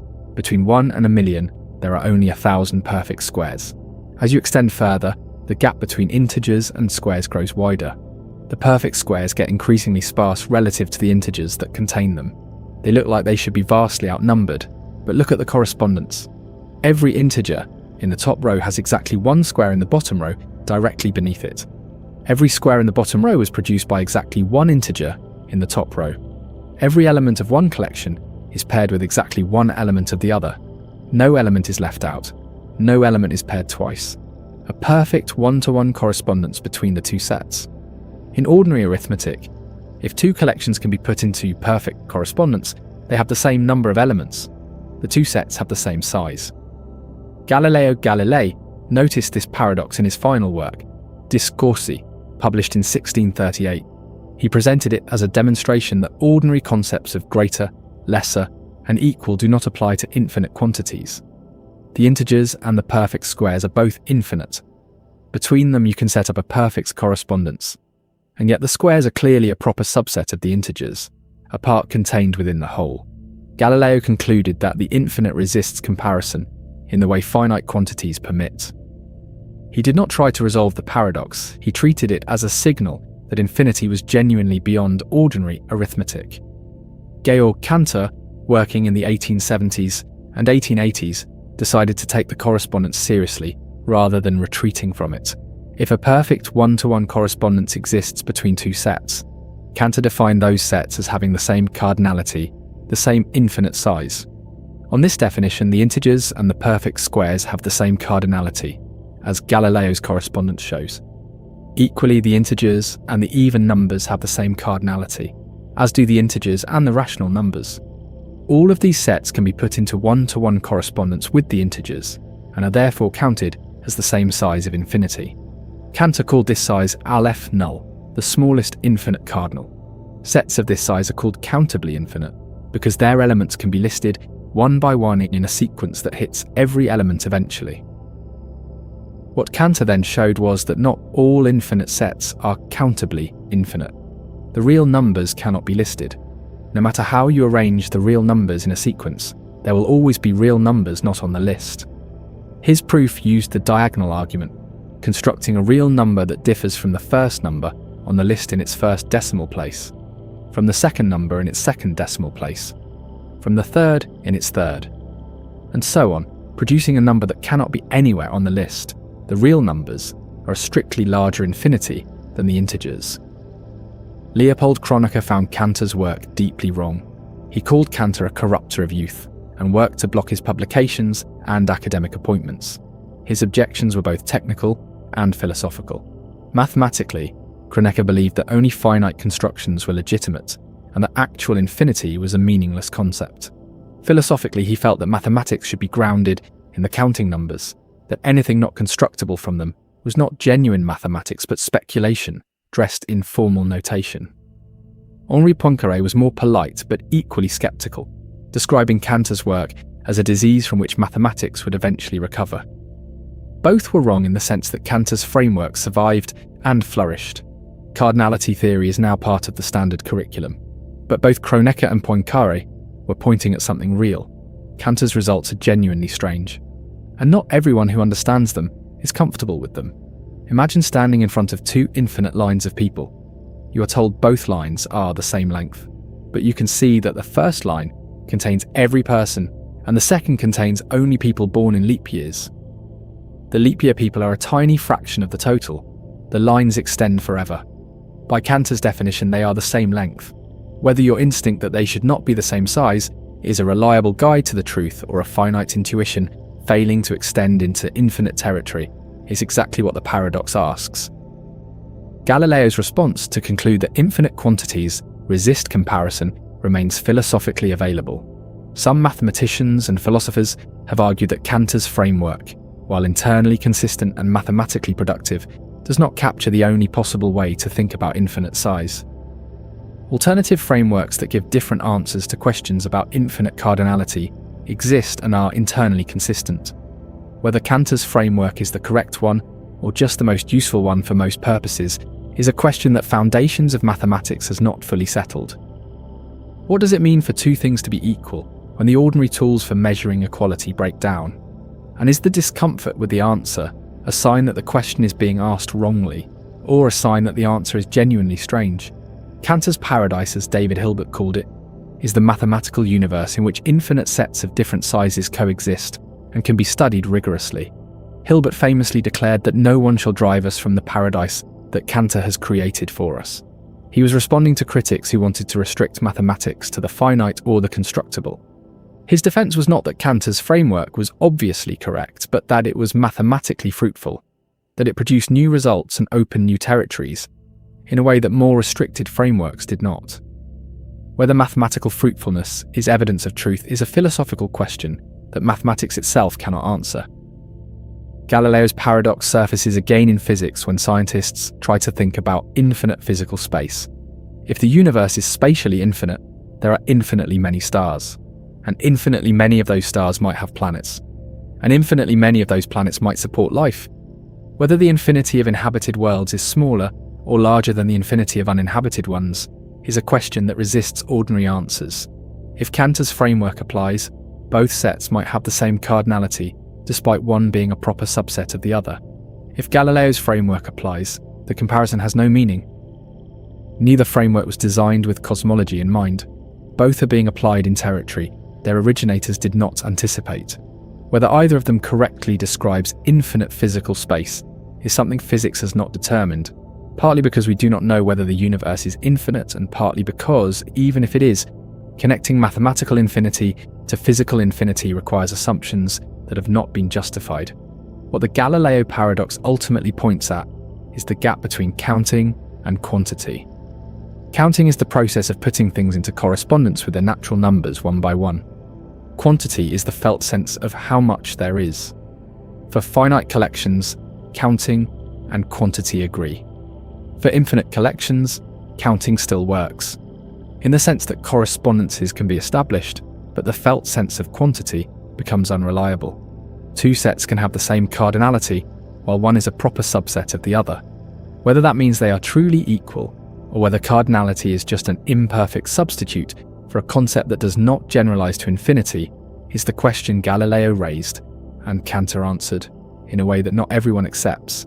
Is there a version of more in your own life that does not scale the way you expect, where adding things does not make the collection larger in the way it should? And does that failure of scaling reveal something about how you are measuring? Galileo stopped at the observation that infinite quantities resist comparison. Cantor pushed forward into a theory of different sizes of infinity. Both were responding honestly to the same strange fact. Two collections, one clearly a subset of the other, standing in perfect correspondence. What you do with that fact depends on what you are willing to accept about the behaviour of the infinite. Russell wrote that mathematics is the subject in which we never know what we are talking about, nor whether what we are saying is true. He meant it as a compliment. Mathematics achieves precision by abstracting away from physical reality, and the abstraction is what lets it describe things physical intuition cannot follow. The integers and their squares are the same size in the sense that a perfect correspondence exists. Whether they are the same size in any other sense is a question the mathematics does not resolve and does not need to. Achilles and the tortoise. Imagine a race. Achilles, the fastest runner in Greece, gives a tortoise a head start of 100 meters. When the race begins, Achilles runs to where the tortoise started, but during the time it took him to cover those 100 meters, the tortoise has moved forward. Not far, because the tortoise is slow, but some distance, call it 10 meters. So Achilles runs those 10 meters, but while he was running those 10 meters, the tortoise moved forward again. Call it 1 meter. So Achilles runs that 1 meter. The tortoise has moved 1/10 of a meter, and so on. Every time Achilles reaches where the tortoise was, the tortoise has moved a little further ahead. There are infinitely many such gaps to close. Achilles can never finish closing them all. Therefore, Achilles can never catch the tortoise. This is one of Zeno of Elia's paradoxes of motion, proposed in the 5th century before the Common Era, and it describes something that clearly does not happen. Achilles catches tortoises. The fastest runner overtakes the slowest. The world does not pause while infinite subdivisions are completed, and yet the argument seems valid. Every step of it is correct. Achilles does reach where the tortoise was. The tortoise does move further in that time. The next gap is real and smaller, but real. How does the logical argument produce a false conclusion? The ancient Greeks found no clean answer. Aristotle distinguished between potential and actual infinity, arguing that the subdivision is only potentially infinite. That you could always make one more subdivision, but that the actual process of running does not require completing infinitely many distinct acts. Achilles runs continuously. He does not stop at each subdivision point, wait, and then run to the next. The infinitely many subdivisions exist in the description but not in the motion. Whether this dissolves the paradox or sidesteps it is something philosophers still disagree about. The mathematical resolution came with the development of calculus in the 17th century and the rigorous treatment of convergent series in the 19th. The distances Achilles must cover form a geometric series, 100 plus 10, plus 1 plus a tenth, plus a hundredth. This sum converges to a finite limit, 100 plus 10 plus 1 plus a tenth, continuing indefinitely, totals 111 and 1/9 meters. Achilles covers a finite total distance, and since he runs at a finite speed, he covers that finite distance in a finite time. The infinitely many subdivisions of his path take an infinitely small total time to complete. Precisely, if Achilles runs at 10 meters per second and the tortoise at 1 meter per second, Achilles catches the tortoise after 11 and 1/9 seconds, having covered 111 and 1/9 meters. The mathematics is clean. The paradox is resolved by showing that infinitely many intervals of time can sum to a finite total. Whether this constitutes a full resolution of the philosophical puzzle or just a mathematical translation of it into different terms is a genuine question. The mathematical answer tells you where Achilles catches the tortoise and when. But Zeno's concern was not about the answer, it was about the process. He wanted to know how a runner could complete infinitely many tasks in finite time. The mathematical response, that the tasks get exponentially shorter and their sum converges, does not quite address the question of how any one task, however short, can be fully completed.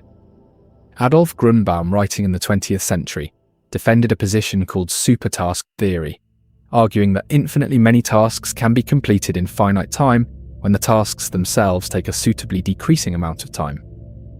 On this view, Achilles genuinely completes infinitely many acts of reaching a point, and the completion is possible because the times required converge. Other philosophers have argued that this simply relocates the mystery rather than dissolving it. Completing infinitely many things, however short, still seems to require doing something after the last one, and a convergent series has no last term. Imagine running a race and knowing that every moment of running contains within it an infinite subdivision. Right now you are at some position. An instant later you are at a slightly different position. Between those two positions are infinitely many intermediate positions you pass through. Whether passing through them required infinitely many acts of passing, or whether the continuity of motion means they were traversed without individual acts, is a question about the structure of space, time, and motion that physics has not settled definitively. Quantum mechanics complicates this further. At very small scales, space and time may not be continuous in the way the paradox assumes. If space is quantized, if there is a smallest possible distance below which positions have no meaning, then Achilles' path contains only finitely many positions. The infinite subdivision breaks down at the Planck scale. Whether this physical discreteness resolves Zeno's paradox, or just changes the domain in which it applies, is something physicists and philosophers argue about. What Zeno is really asking is not about running. He was asking about the relationship between the continuous and the discrete, between the smooth flow of experience and the divisible structure that mathematics imposes on it. Whether motion is ultimately continuous or discrete, whether time flows or ticks, whether the infinite subdivisions of analysis correspond to anything real in physical spacetime. These are questions that remain genuinely open at the intersection of physics and philosophy. What does it feel like to be in the middle of something you are certain you will eventually finish, but that has no obvious last step before the end? Bertrand Russell took Zeno's paradoxes more seriously than most mathematicians of his era. He wrote that Zeno's arguments are not mere mistakes, but rather profound and difficult puzzles that have kept philosophy alive for 2.5 millennia. Russell believed that the development of mathematical analysis, while it gave the tools to calculate where and when Achilles catches the tortoise, did not explain away the philosophical difficulty. The mystery of how the continuous and the infinite relate to ordinary motion remained. William James, the American philosopher and psychologist, wrote that the stream of consciousness flows rather than ticks, that experience is continuous and undivided rather than a sequence of discrete moments. Whether Zeno's paradox applies to consciousness the way it applies to physical motion, whether there are infinitely many sub-moments of experience between any two moments, is something James took seriously, and contemporary philosophy of mind still debates. Imagine your own experience of the last few minutes. You have been reading or listening continuously. Between any two moments of that experience, there were infinitely many intermediate moments, by the mathematics of the real line. Whether you lived through each of those moments individually, or whether the continuity of experience is something that the mathematical analysis of infinite subdivision simply does not capture, is a question Zeno raised long before calculus existed to give one kind of answer. Some philosophers have argued that the resolution of Zeno's paradox requires rethinking what it means to exist at an instant. If a runner is at a particular position at a particular instant, they have no velocity at that instant, because velocity requires change over time. How then does the runner move? The answer involves limits and derivatives, mathematical tools that capture instantaneous rate of change without requiring the runner to do anything in zero time. Whether the mathematics describes the physics correctly or just usefully approximates it is something that the foundations of physics continue to examine. Max Black proposed a version of the paradox involving marble moving machines designed to complete infinitely many tasks in finite time. Each machine is supposed to trigger the next after completing its task, with the triggering times converging. What happens at the convergence point, after all the infinitely many tasks have been completed, but before any further task can occur, turns out to be paradoxical in a different way. No machine is in motion, every marble is in some position, but the final state cannot be specified consistently. Whether this shows that supertasks are physically impossible, or just that they have strange final states, is contested. Running has been happening since before Zeno was born, and will continue long after everyone reading this has forgotten the paradox. What the paradox does is not stop motion, but make it strange. The ordinary thing becomes philosophically peculiar. A runner crossing a field carries within that simple act an infinite structure that formal mathematics can describe, but physical intuition struggles to fully absorb. What in your ordinary life becomes strange when you look at it carefully enough to notice its infinite structure? And does the strangeness persist after you look away, or does it require sustained attention to remain visible? Zeno proposed 4 paradoxes of motion. All 4 point at the gap between the analysis of motion and the experience of it. 25 centuries of mathematics have made that gap more precisely visible. They have not closed it. The Dichotomy Paradox. Imagine you want to cross a room. Before you can reach the far wall, you must first reach the halfway point. That is simple enough, but before you can reach the halfway point, you must first reach the quarter point. And before that, the 8th point. Before that, the 16th. Before any position you name, there is a position you must pass through first. To start moving at all, you would need to complete an infinite number of prior steps.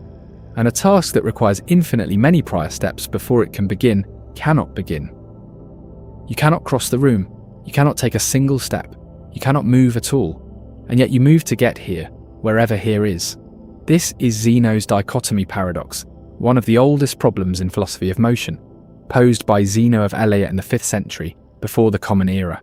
Where Achilles and the Tortoise concerns the pursuit of something moving ahead, the dichotomy concerns the initiation of motion itself.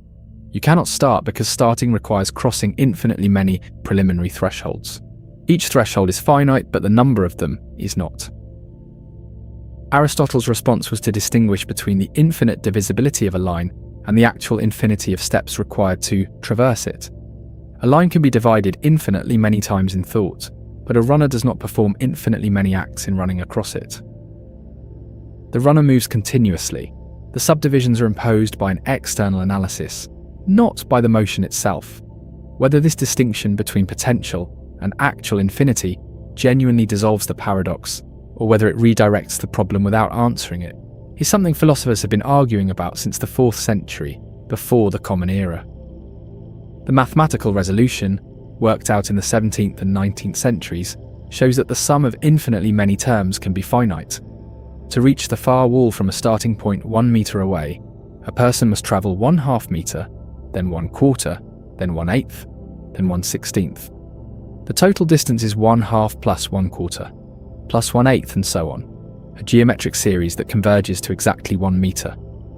Infinitely many subdivisions of the journey sum to a finite journey. Completing all of them takes a finite time at any constant non-zero speed. Whether the convergence of the infinite series resolves Zeno's philosophical puzzle or merely calculates the answer while leaving the puzzle intact is the question that has outlasted calculus. Consider what the paradox asks at its deepest level. Before the runner can start moving, they must complete infinitely many prior acts. But the paradox applies to each of those acts as well. Before the runner reaches the 8th point, they must reach the 16th.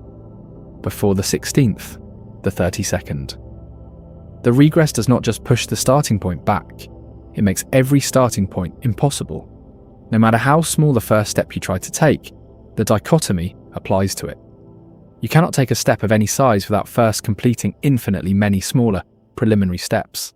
The mathematical response handles this by noting that the infinite series of times still sums to a finite total. But it does not explain how the first step, however small, is completed. Every step has an infinite structure. Whether the completion of infinitely many substeps is genuinely possible, or whether continuity of motion is a different kind of thing that does not consist of substeps at all, is the question that the mathematics calculates past without fully answering. William James argued that experience itself is Zeno's real target. Not physical motion, but the flow of consciousness. Moments of experience, like distances in space, can be subdivided indefinitely in thought. Between any two moments, there are infinitely many intermediate moments. Whether consciousness flows through them, or whether the continuity of experience is something that analysis into moments falsifies, is a question about the relationship between formal description and lived reality that has not been settled.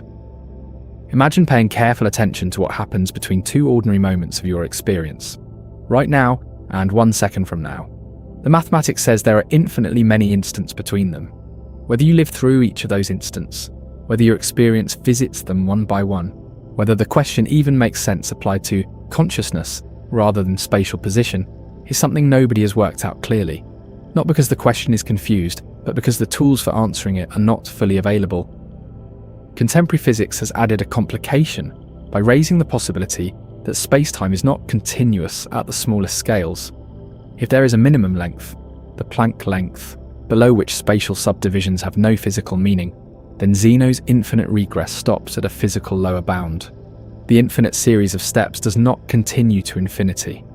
It terminates at the smallest physically meaningful distance. Whether this resolves the philosophical puzzle, or simply removes the physical scenario that generates it, while leaving the mathematical puzzle intact, is a question about what kind of problem the dichotomy actually poses.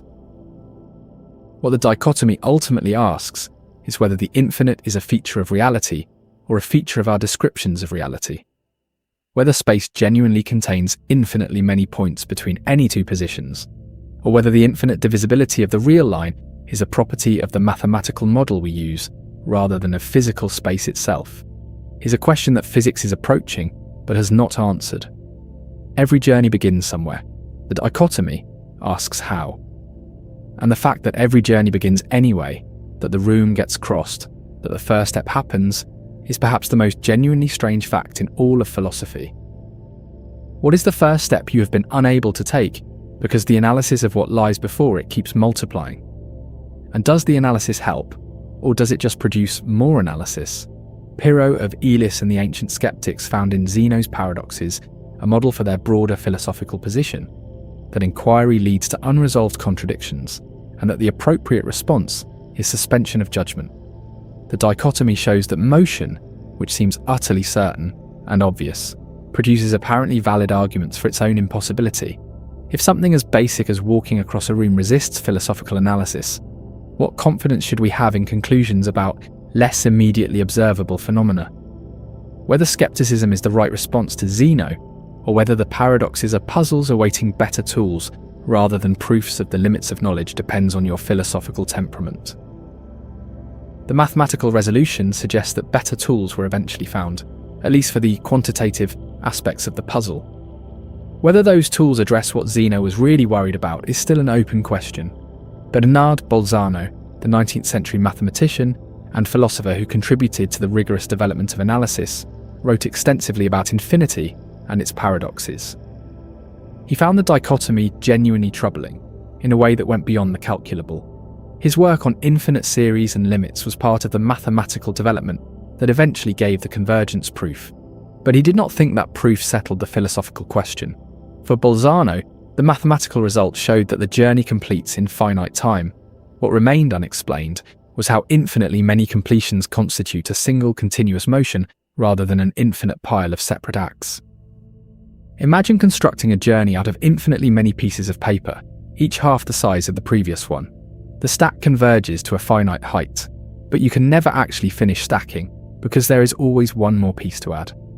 Whether this is a useful analogy to motion, or whether motion avoids the problem by being fundamentally different from stacking pieces of paper, is something that the dichotomy forces you to think about carefully. Zeno's paradoxes have never been fully put to rest. They have been managed, worked around, and calculated past. New frameworks have been developed that change what the paradox implies.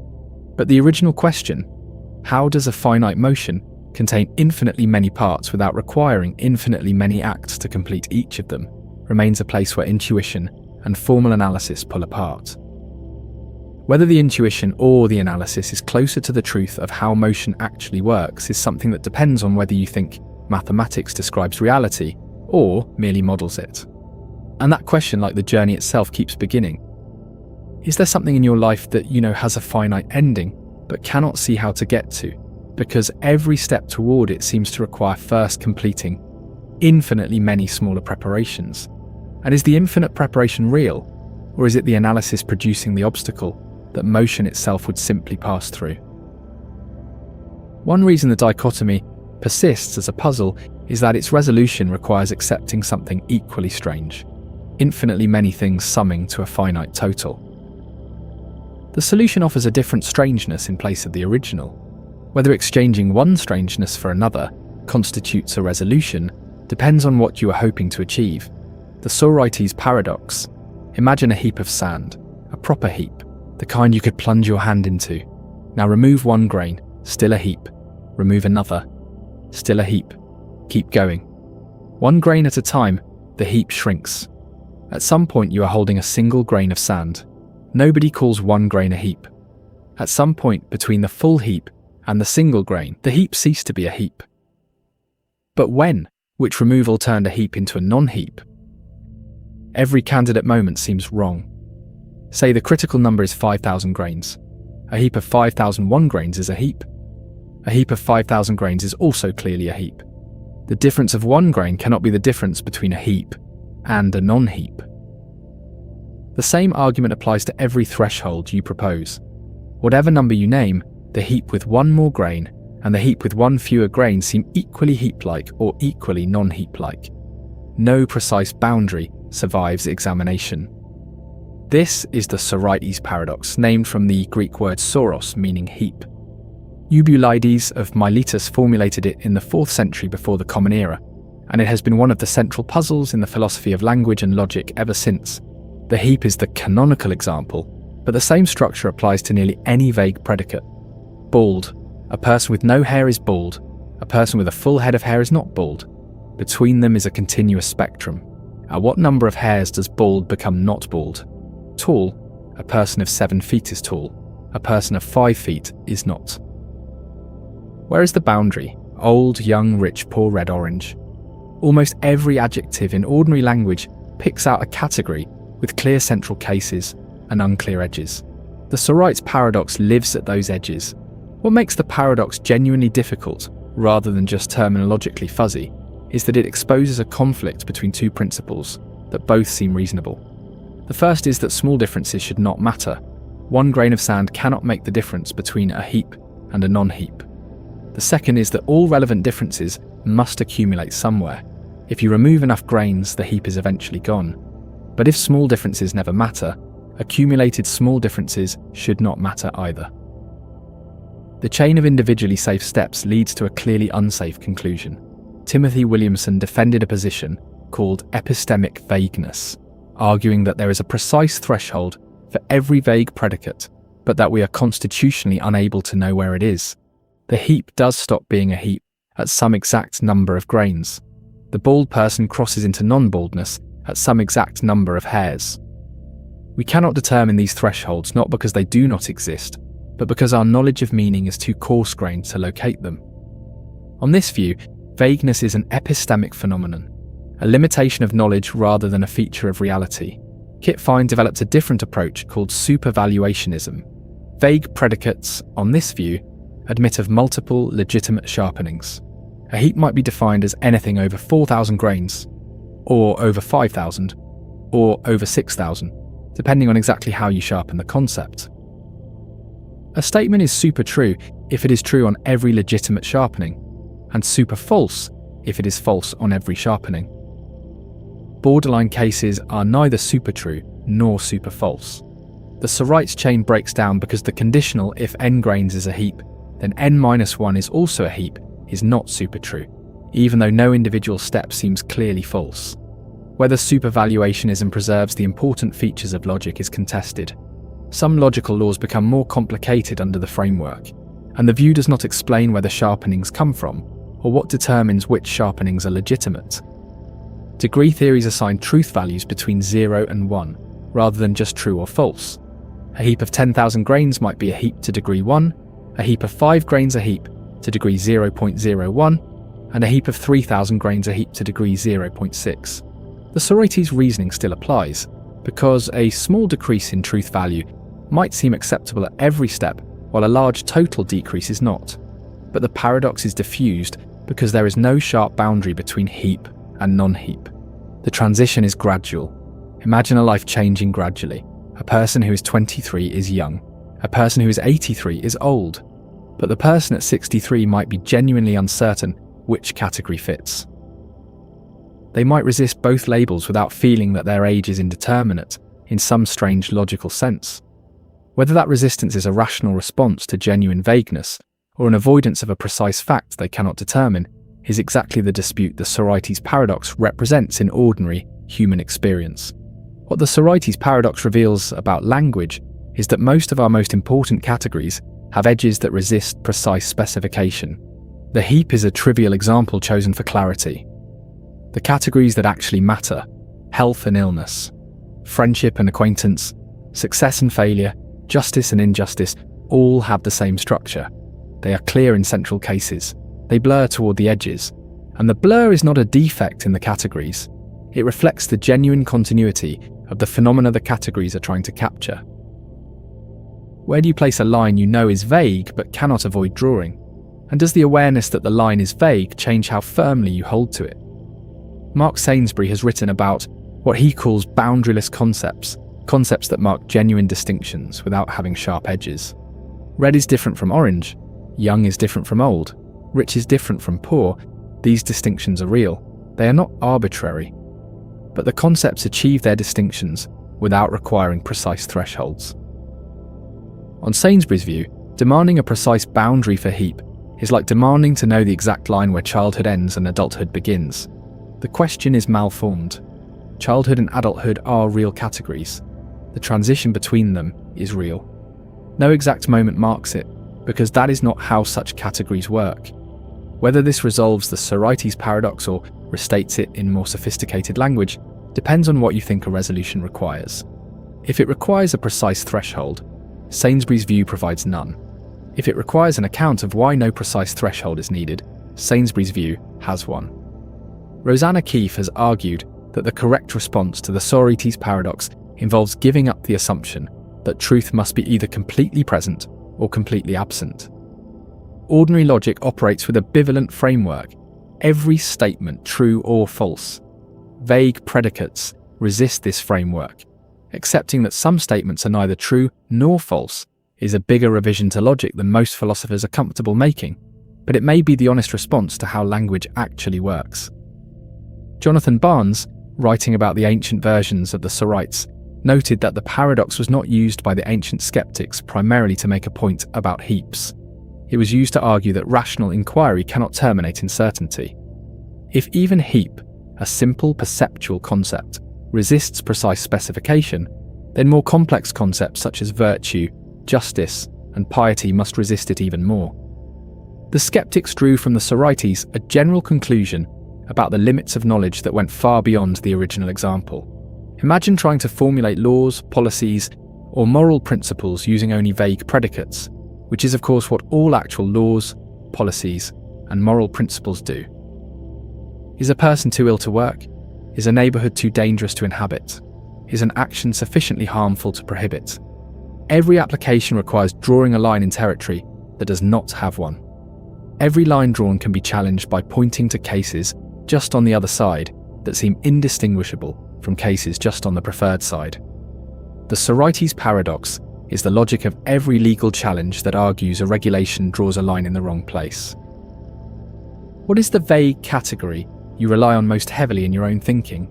And how confident are you that the cases you place clearly inside it are genuinely different from the cases you place clearly outside it, rather than just being further from the edge? Peter Unger took the Sorites to a radical conclusion. He argued that almost nothing in ordinary experience satisfies the precise conditions its description implies. A stone is not strictly a stone because the concept has vague boundaries. A person is not strictly a person for the same reason. Most philosophers found this too strong. But Unger's argument shows how far the Sorites can go if followed without softening. Whether the ordinary world dissolves under the pressure of the paradox, or whether it was never trying to meet the standards the paradox demands, is a question most people resolve by not asking it too carefully. The heap keeps shrinking. The question keeps not resolving. Language handles vagueness by ignoring it. People use the word heap without worrying about the boundary because the boundary rarely matters. The paradox becomes visible only when someone pushes deliberately into borderline territory. Whether that reveals a flaw in language or a flaw in demanding precision from a concept not designed for it is something the paradox leaves open. The Raven Paradox. Imagine a scientific hypothesis. All ravens are black. You want to test it. You go outside and observe a raven. Black. Good. That confirms the hypothesis, at least a little. You observe another raven, also black. More confirmation. Each black raven you see adds a small amount of evidence that all ravens are black. This seems like exactly how science should work. You formulate a hypothesis and gather positive instances. Now consider a logically equivalent statement. All ravens are black is logically equivalent to everything that is not black is not a raven. These two statements are equivalent in the precise logical sense that any world in which one is true is a world in which the other is also true. If all ravens are black, then every non-black thing is a non-raven. If there exists a non-black raven, both statements fail simultaneously. If observing a black raven confirms all ravens are black, then observing a confirming instance of the equivalent statement should also confirm all ravens are black. An observing instance of everything non-black is a non-black non-raven. Your yellow banana, for example. Observing a yellow banana confirms that it is not black and confirms that it is not a raven. The banana is a confirming instance of everything non-black is a non-raven, which is logically equivalent to all ravens are black. Therefore, observing your yellow banana confirms that all ravens are black. This is the Raven Paradox, formulated by the philosopher Carl Gustav Hempel in 1945, and it is one of the most discussed problems in the philosophy of science. The conclusion seems absurd. Sitting indoors observing bananas and yellow shoes and white walls seems like a completely useless way to gather evidence about the colour of birds, and yet the logic appears to be valid. If you accept that equivalent statements are confirmed by the same evidence, and that positive instances confirm generalizations, then every yellow banana really does provide some evidence about ravens. Several responses have been developed, and each of them requires giving up something that initially seemed obvious. One response is to accept the conclusion, but argue that the confirmation provided by a banana is negligibly small. There are vastly more non-black things in the universe than there are ravens. A non-black non-raven is an enormously common object. Finding one contributes a tiny fraction of the confirmation that a black raven provides, because there are so many more non-black non-ravens than ravens in total. The banana confirms the hypothesis, but so weakly that it is epistemically irrelevant. This is the Bayesian resolution, developed within a probabilistic framework for confirmation theory. Another response questions the equivalence principle, the assumption that logically equivalent statements are always confirmed by the same evidence. Some philosophers have argued that confirmation is not a purely logical relation, but depends on the content and context of hypotheses. All ravens are black is a claim about a specific kind of natural object with a specific set of properties. Everything non-black is a non-raven has the same logical content, but a different empirical character. Evidence that directly addresses ravens is relevant to the first statement, in a way it is not relevant to the second, even though both statements say the same thing. Nelson Goodman deepened the paradox with his own development of it. introducing the concept of projectable predicates. Not every grammatically well-formed predicate picks out a genuine kind that supports inductive generalization. His invented predicate, "grew" applies to things that are green before a certain time, and blue after it. A hypothesis about grew objects looks structurally identical to a hypothesis about green objects. Both have confirming instances before the relevant time, but only the green hypothesis seems genuinely supported by those instances. The challenge is explaining why, which requires an account of which predicates are projectable. Imagine sitting in a library looking at books. You want to test whether all books have paper pages. You examine several books. Paper pages. Confirmation. Now consider the equivalent statement. Everything without paper pages is not a book. A rubber tire confirms this statement. Does the rubber tire confirm that all books have paper pages? Your intuition says no, or not much, but the logical structure says the same amount it would if you had found a book with paper pages. Whether your intuition is right and the logic misleads us, or whether the logic is right and the intuition needs calibrating, is what the Raven Paradox asks. And both answers have been defended by serious philosophers with considerable care. What the Raven Paradox ultimately reveals is a tension at the heart of scientific reasoning. Science proceeds by finding positive instances. But the set of positive instances for any hypothesis is vast, mostly composed of things that seem irrelevant to the hypothesis. Every confirmed hypothesis about any natural kind is simultaneously confirmed by virtually every other object in the universe that falls outside that kind. Whether that should comfort us about the power of evidence or disturb us about the limits of induction is a question the paradox raises without finally settling. Is there a belief you hold that you would recognize as confirmed by evidence that seems, on reflection, to have nothing to do with it? And does recognizing that change how confident you are in the belief? Israel Scheffler and others have argued that the paradox dissolves once you are precise about what kind of confirmation is being discussed. There are at least two different concepts in the vicinity. One is absolute confirmation, making a hypothesis more probable than not. The other is incremental confirmation, increasing the probability of a hypothesis. A yellow banana does not make all ravens are black more probable than not, but it might very slightly increase its probability, which is all the Bayesian resolution requires. Whether that tiny increase deserves to be called confirmation is partly a terminological question. Whether terminological precision resolves the philosophical puzzle is less clear. J.L. Mackie argued that the paradox arises from an implicit background assumption that the hypothesis all ravens are black is being tested in a world where ravens exist. If we assume ravens exist and we encounter a non-black non-raven, we have confirmed that the non-black thing is not a raven, which adds almost no information about what ravens are like. Mackie's resolution depends on distinguishing between the content of the hypothesis and the background assumptions against which it is tested. Different background assumptions produce different assessments of whether the banana is confirming evidence. Rudolf Carnap develops a formal theory of inductive logic in which every statement has a well-defined confirmation function relative to a body of evidence. Under Carnap's framework, the banana does confirm all ravens are black, but by an infinitesimal amount, because the total number of possible individuals is vast relative to the small number of ravens. The practical irrelevance of the banana as evidence follows mathematically, even though the formal connection is real. Imagine you are a scientist who has spent decades studying ravens. You have a vast body of evidence, thousands of raven observations, all black. Your hypothesis is very well confirmed. Now someone hands you a list of 1 billion observed non-black, non-raven objects. Bananas, tiles, shoes, bottles, traffic cones. Does the list add to your confidence? It does not feel like it should, but if the Bayesian analysis is right, it adds an astronomically small positive increment. Whether that increment is real confirmation or just noise in the probabilistic formalism is something philosophers of science do not entirely agree on. The paradox also raises a deeper question about the relationship between logic and empirical inquiry. Logic tells us that equivalent statements must be confirmed by the same evidence. Empirical intuition tells us that a banana does not confirm a hypothesis about ravens. When logic and intuition conflict, one of them must give way. Whether the right move is to revise the equivalence principle, revise the concept of confirmation, or accept the counterintuitive conclusion and explain why it seems wrong is a choice that reflects deep commitments about the nature of scientific reasoning. What would change about how you evaluate evidence if you took seriously the idea that logically equivalent claims must be supported by the same things? And is there a belief you currently accept whose logical equivalence you would find much harder to swallow?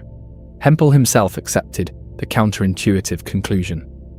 A yellow banana does confirm all ravens are black, just to a vanishingly small degree. The paradox, on his view, results from a psychological quirk rather than a logical error. When testing a hypothesis about ravens, we imagine seeking ravens, not observing bananas. But the logical structure of confirmation does not privilege that focused approach. Any positive instance contributes, however slightly, whether that satisfies you or just clarifies the discomfort. The ravens are still out there. The bananas are still yellow. The logical connection is real, even if negligible. Whether knowing that changes how you look at the fruit bowl is something only you can answer. The potato paradox. Imagine 100 pounds of potatoes, fresh, just harvested, sitting in a sack. Someone tells you that the potatoes are 99% water by weight. 1 pound of the total 100 pounds is solid matter. 99 pounds is water. You leave the potatoes in the sun for a day. The water content drops from 99% to 98%. Just 1 percentage point. A small change, a nearly trivial dehydration. You pick up the sack expecting it to feel nearly the same and find it weighs 50 pounds. Half the original weight, from a 1 percentage point change in water content. This is the potato paradox, and unlike most paradoxes, it is not a puzzle about language or logic or infinity. The mathematics is correct, the result is genuinely surprising and genuinely derivable from the setup. It is a paradox in the sense of a counterintuitive result that follows from straightforward premises, not in the sense of a logical contradiction. Here is why the mathematics produces this result. Start with 100 pounds of potatoes that are 99% water. The solid matter is 1% of 100 pounds, which is 1 pound. Now the water content drops to 98%. The solid matter is still 1 pound. Solid matter does not evaporate. If the solid matter is now 2% of the total weight, and the solid matter weighs 1 pound, then the total weight is 1 pound divided by 2%, which is 50 pounds.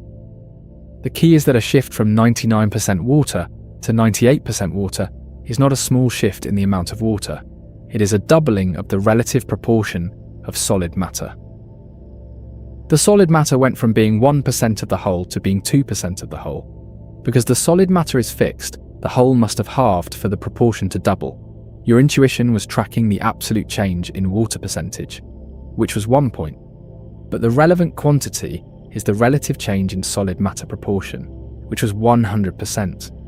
1% doubled to 2%. The potatoes halved. Your intuition was using the wrong measuring stick. This is a very common source of confusion in everyday reasoning. People track absolute changes when relative changes are what matter, or track relative changes when absolute changes are what matter, and produce estimates that are far from correct without noticing the error. Medical statistics are full of this problem. A drug might reduce the risk of some condition by 50%. This sounds impressive. If the baseline risk was 2%, the drug reduces it to 1%. The absolute reduction is 1 percentage point. Whether a 50% relative reduction or a 1 percentage point absolute reduction is the right way to describe the drug's effectiveness depends on what question you are trying to answer. Neither description is wrong, but they give very different impressions. And health journalists regularly produce one while meaning the other. Economic reporting has the same issue. An economy growing at a rate of 2% for several decades produces a much larger total change than one growing at 2% for a year. Compound interest works this way. A credit card charging 24% annual interest on a $1,000 balance does not add $240 of debt per year. It adds more than that in subsequent years because the interest is charged on the growing balance. The potato paradox in financial form has trapped people into thinking they were managing debt they were actually watching grow. Imagine being told that the population of a city has decreased by just 1% in terms of some demographic proportion. If that proportion was previously very small, a 1-point decrease in the remaining percentage could correspond to a dramatic absolute loss. A city where 2% of the population speaks a minority language that drops to 1% has lost half its minority language speakers, not 1% of them. The framing of 1% makes it sound negligible. The underlying mathematics makes it significant. Probability is a particularly rich source of potato-style confusions. People are poor at distinguishing between the probability of A given B and the probability of B given A. A medical test that is 99% accurate at detecting a disease sounds extremely reliable.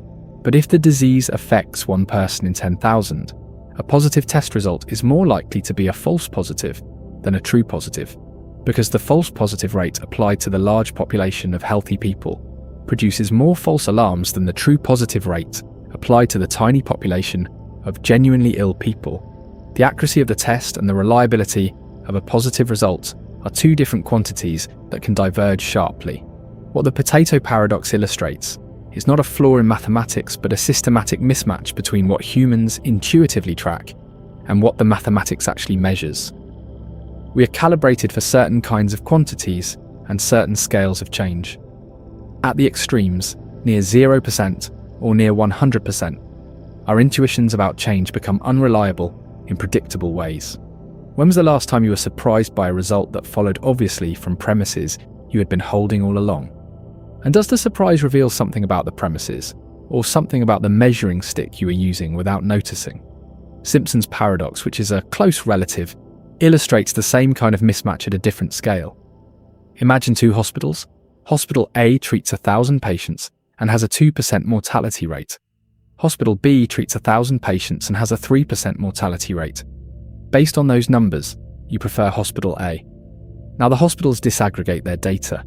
Hospital A treats 900 mild cases and 100 severe cases.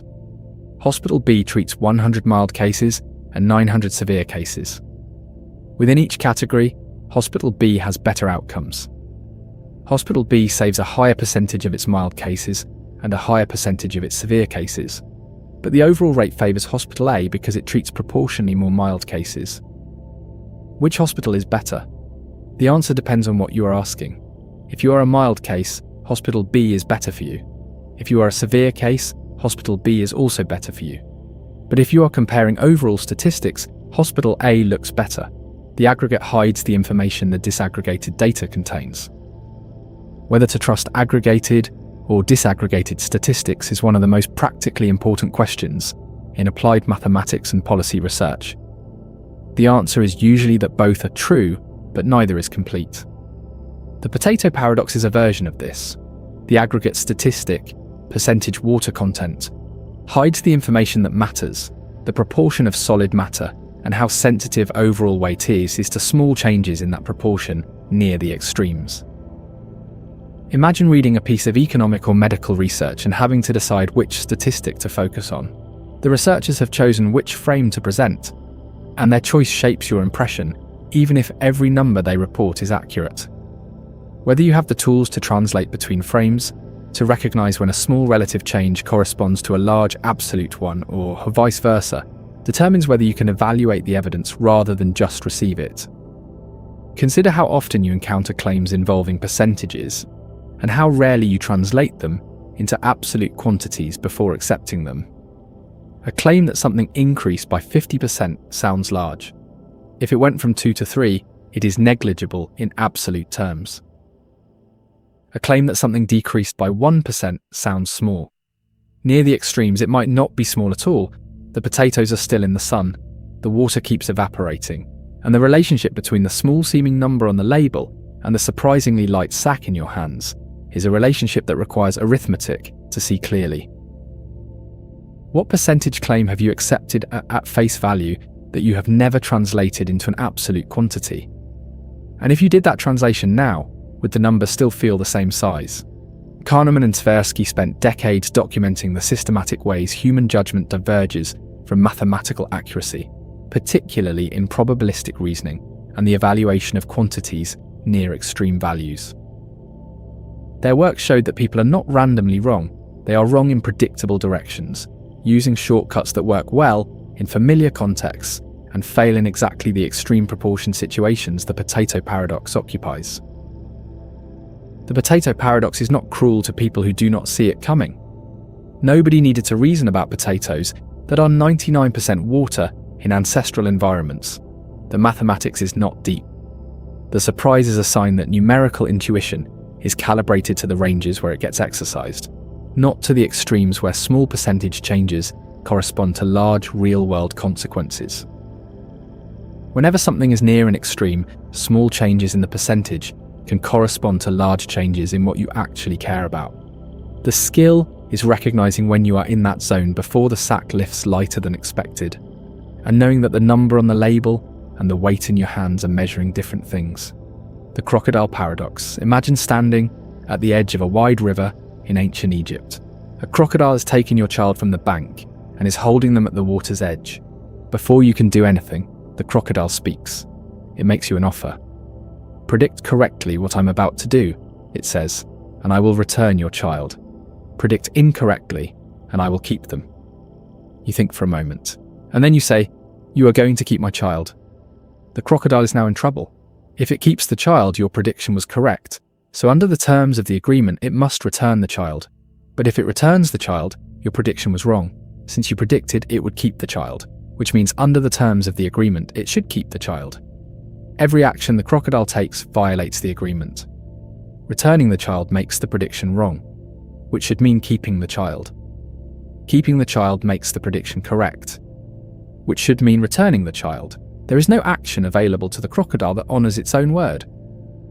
This is the Crocodile Paradox, one of the oldest recorded logical puzzles discussed by ancient Greek logicians and appearing in texts from the Stoic tradition. What makes it remarkable is that the trap was not set by you through cleverness. You simply made an honest prediction about what you believed was going to happen. That honest prediction happened to be the one that makes the crocodile's agreement self-defeating. The structure of the paradox is a relative of the liar paradox, a statement that is true if and only if it is false. Here, an action that should be taken if and only if it should not be taken. The crocodile's promise was not dishonest when made. It became logically incoherent the moment you made the prediction you did. Your prediction created the contradiction. What the Crocodile Paradox reveals is a fundamental problem with conditional promises that are tied to the prediction of the promiser's own behaviour. The crocodile offered to do something based on what you predicted it would do. By making your prediction one about the very behaviour that the promise governs, you created a loop. The promise's fulfilment depends on the prediction. The prediction is about the promise's fulfilment. When the prediction concerns the act of fulfilment itself, the loop closes on itself and no consistent resolution exists. Legal philosophers have studied versions of this structure in contract law. A conditional obligation whose condition refers back to whether the obligation is met creates exactly the same problem. Suppose a contract reads, "I will pay you if and only if you correctly predict whether I will pay you." The same loop arises. If you predict payment, I should pay, but then your prediction was correct, but then I should pay, which we already knew. If you predict no payment, I should not pay, but then your prediction was correct, which satisfies my obligation not to pay. Wait, the obligation is to pay if the prediction is correct. But the prediction was that I would not pay, so I should not pay because the prediction was correct that I would not pay. Both sides produce consistent readings this time, but the asymmetry with the crocodile comes from the specific framing of the original offer. Robert Nozick categorized this as a paradox of rationality, a situation where applying rational decision theory produces contradictory prescriptions. The crocodile presumably intended to construct a fair puzzle, something with a determinate answer, but by tying the answer to the prediction of the answer, it accidentally built a sentence that refers to its own truth value, which is precisely the move that generates the liar paradox. Medieval logicians grouped the crocodile paradox together with other insolubilia, unsolvable statements, including the liar, the barber, and various other self-referential puzzles. Their attempts at resolution generally failed for the same reason that later attempts fail. The problem is not in the surface grammar of the promise. The promise looks coherent. It is only when you ask what the crocodile must do, given a specific prediction, that the hidden contradiction becomes visible. Imagine a judge who announces, "I will rule in your favour if and only if you correctly predict my ruling." The lawyer predicts the judge will rule against them. The same loop arises. every verdict the judge delivers violates their own announced condition. This version of the paradox would immediately be recognized as a procedural absurdity in a real courtroom. No judge would announce such a condition, but the reason it is absurd is exactly what the Crocodile Paradox makes explicit. Binding an action to the prediction of that action creates an insoluble loop when the prediction can be about the action's non-occurrence. Whether this means there are inherently unpredictable actions that cannot be consistently bound to predictions of themselves, or just that certain formulations of conditional promises are malformed, is something that depends on which logical framework you use to analyze the situation. Game theory has studied related problems under the heading of prediction games, situations where agents must act based on predictions of what other agents will do, where those other agents are simultaneously predicting your predictions. Whether consistent equilibria exist in such games depends heavily on the structure of the prediction rules. The Crocodile's game has no equilibrium, which is what makes it a paradox rather than a strategic puzzle. What the Crocodile Paradox ultimately asks is whether every promise can, in principle, be kept. And the answer it demonstrates is no, not if the promise is about the very prediction that determines whether the promise applies. There exist structurally incoherent commitments that look reasonable on the surface and reveal their incoherence only when the wrong kind of prediction is made. What is the most important conditional promise in your own life? And have you ever checked whether the condition it depends on is about something genuinely independent of whether the promise will be kept? There is a version of the Crocodile Paradox that appears in everyday social life without crocodiles or rivers. Imagine someone who says, "I will trust you if you prove you are trustworthy." On the surface, this sounds reasonable. Trust should be earned.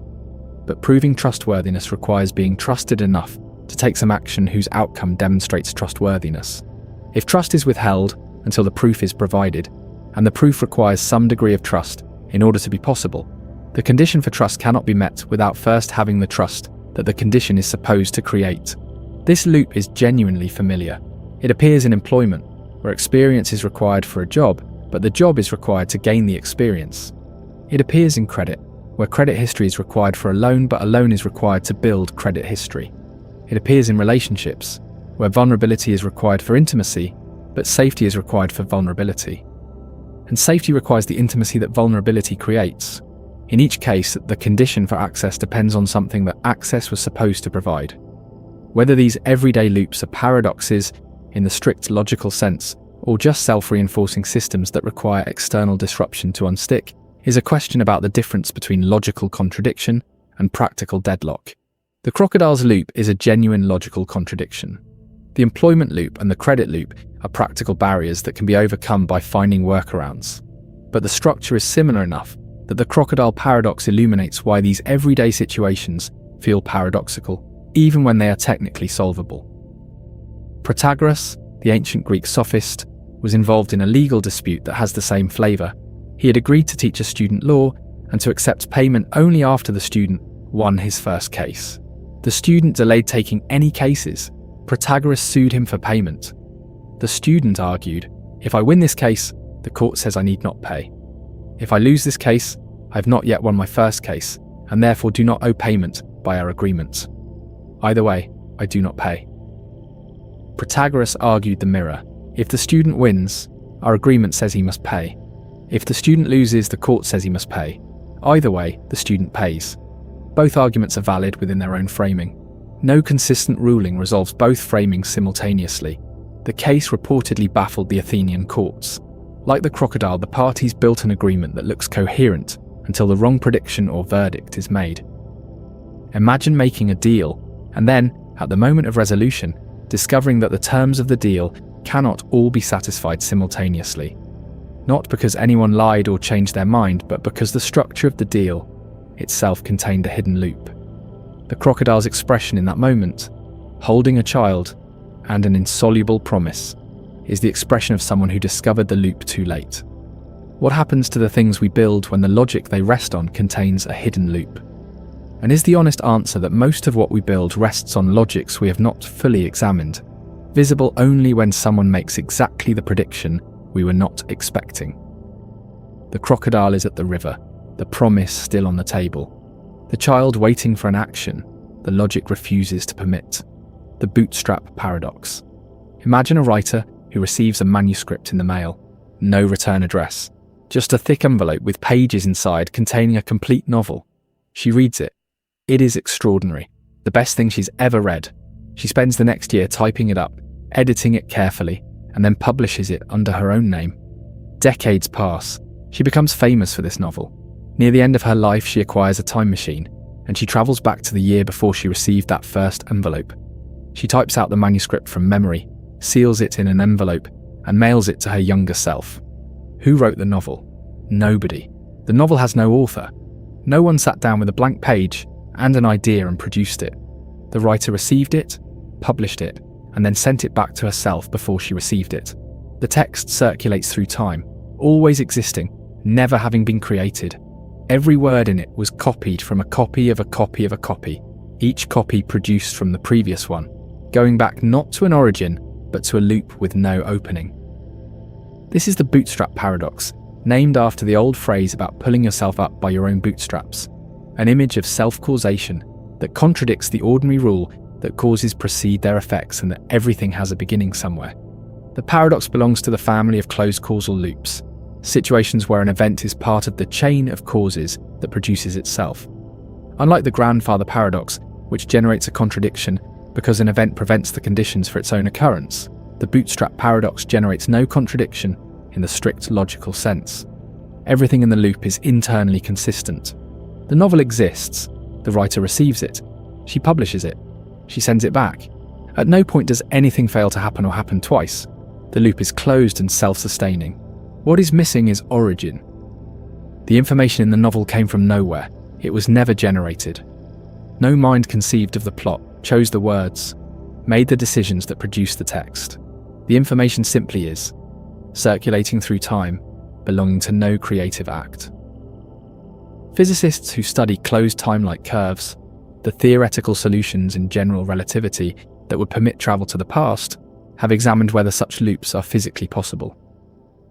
Einstein's equations permit the geometry. Whether the actual behavior of matter and energy in such a geometry would allow information to circulate without contradiction is less clear. Stephen Hawking proposed the chronology protection conjecture, arguing that quantum effects near the formation of a closed time-like curve would prevent the curve from forming. If he was right, bootstrap loops are physically impossible, even if they are geometrically permitted. David Deutsch argued against Hawking's analysis using quantum mechanics. On Deutsch's account of quantum time travel, which uses the many worlds interpretation of quantum mechanics, there is a version of the Bootstrap Paradox that is physically permissible, but only for information of low complexity. A few bits could circulate, a full novel could not, because the quantum mechanics of the loop would smooth out the information into a kind of maximum entropy blur, rather than preserving the precise text intact. Whether Deutsch's analysis is correct is not settled, and whether it would be comforting if it were, since it allows simple loops while forbidding the interesting ones, is a different question. The philosophical implications of the Bootstrap Paradox extend beyond time travel. What the paradox reveals is a structure in which existence precedes generation, where a thing is there before any process that could have produced it. Whether this structure is coherent, whether existence without generation is genuinely possible, is a question that touches on metaphysics, on what it means to exist and on whether existence requires a cause. Some philosophical traditions have been comfortable with uncaused existence, a divine being that exists without having been created, a universe that simply is without a prior cause, a mathematical truth that obtains independently of whether any mind thinks it. Whether these examples are analogous to the bootstrap loop is something that depends on whether you think time is essential to causation, whether a cause must always precede its effect, or whether timeless relations can also count. Imagine holding the novel and knowing that no one wrote it. Not that the author is unknown, not that it was written anonymously, not written at all. Every sentence generated by no mind, every word chosen by no one. The text brilliant and complete and uncreated. Whether your aesthetic experience of it would change, knowing this is something worth sitting with. Whether a human work requires a human author to have been a human work is a question that the Bootstrap Paradox raises without answering. Jorge Luis Borges explored this territory in his fiction repeatedly, writing about libraries that contain every possible text, Authors who copy works and discover that the copies are identical to originals they have never read. Characters who cannot tell whether they are creating or discovering the stories they write. Borges was not writing about time travel, but about authorship and originality, and the relationship between a text and the consciousness that produced it. The Bootstrap Paradox formalizes one of his central intuitions, that the distinction between creation and discovery may be less stable than it looks. What would it mean for something you made to have no maker? And does that possibility feel like liberation, loss, or something else entirely? The Bootstrap Paradox also has a version that involves physical objects rather than information. Imagine a gold ring that travels back in time to its own past. Someone finds it in the year 2000, keeps it, and in 2050 sends it back to the year 2000 using a time machine. The ring circulates through a 50-year loop, always existing, never having been manufactured. No goldsmith melted and shaped the gold. No mine produced the ore. The ring simply is, persistent and uncreated, wearing and being worn and circulating through the same 50 years indefinitely. Whether matter can circulate in this way raises different questions from information circulation. Information can be copied without being consumed. A novel can be transmitted and still exist in its original location. A ring cannot be in two places at once. The ring loop requires the ring to be in the same physical state when it returns to 2000 as it was when it was found in 2000, which means every scratch and patina it accumulates during its 50 years of wear must somehow be present when it is found, as if already worn. The ring arrives already worn from wear it has not yet experienced. Igor Novikov's self-consistency principle addresses this by requiring that everything in a closed causal loop be consistent from all points in the loop. The ring can exist if and only if its state at every moment in the loop is consistent with the states at all other moments. Whether a ring could actually achieve this across 50 years of wear and temperature change and chemical exposure is something that seems to require increasingly precise conditions. Small inconsistencies would propagate and destroy the loop's integrity. Whether this means physical bootstrap loops are impossible in practice, while information loops might be possible in principle, or whether both are equally impossible or equally possible, is something that physics has not yet worked out in enough detail to say with confidence. There is a personal version of the Bootstrap Paradox that has nothing to do with time machines. Imagine a person who is described as generous. Their generosity shapes how others treat them, which shapes the situations they encounter, which shapes who they become, which makes them generous, which is how they were described to begin with. The description is accurate, the trait is real. But the origin of the trait is impossible to locate cleanly. The generosity produced the history that produced the generosity. The loop is not perfectly closed in the way the time travel version is, but it has something of the same self-sustaining, originless quality. Character in general has this quality. We are shaped by what we do, and what we do is shaped by what we are, and what we are was shaped by what we did before we were what we are.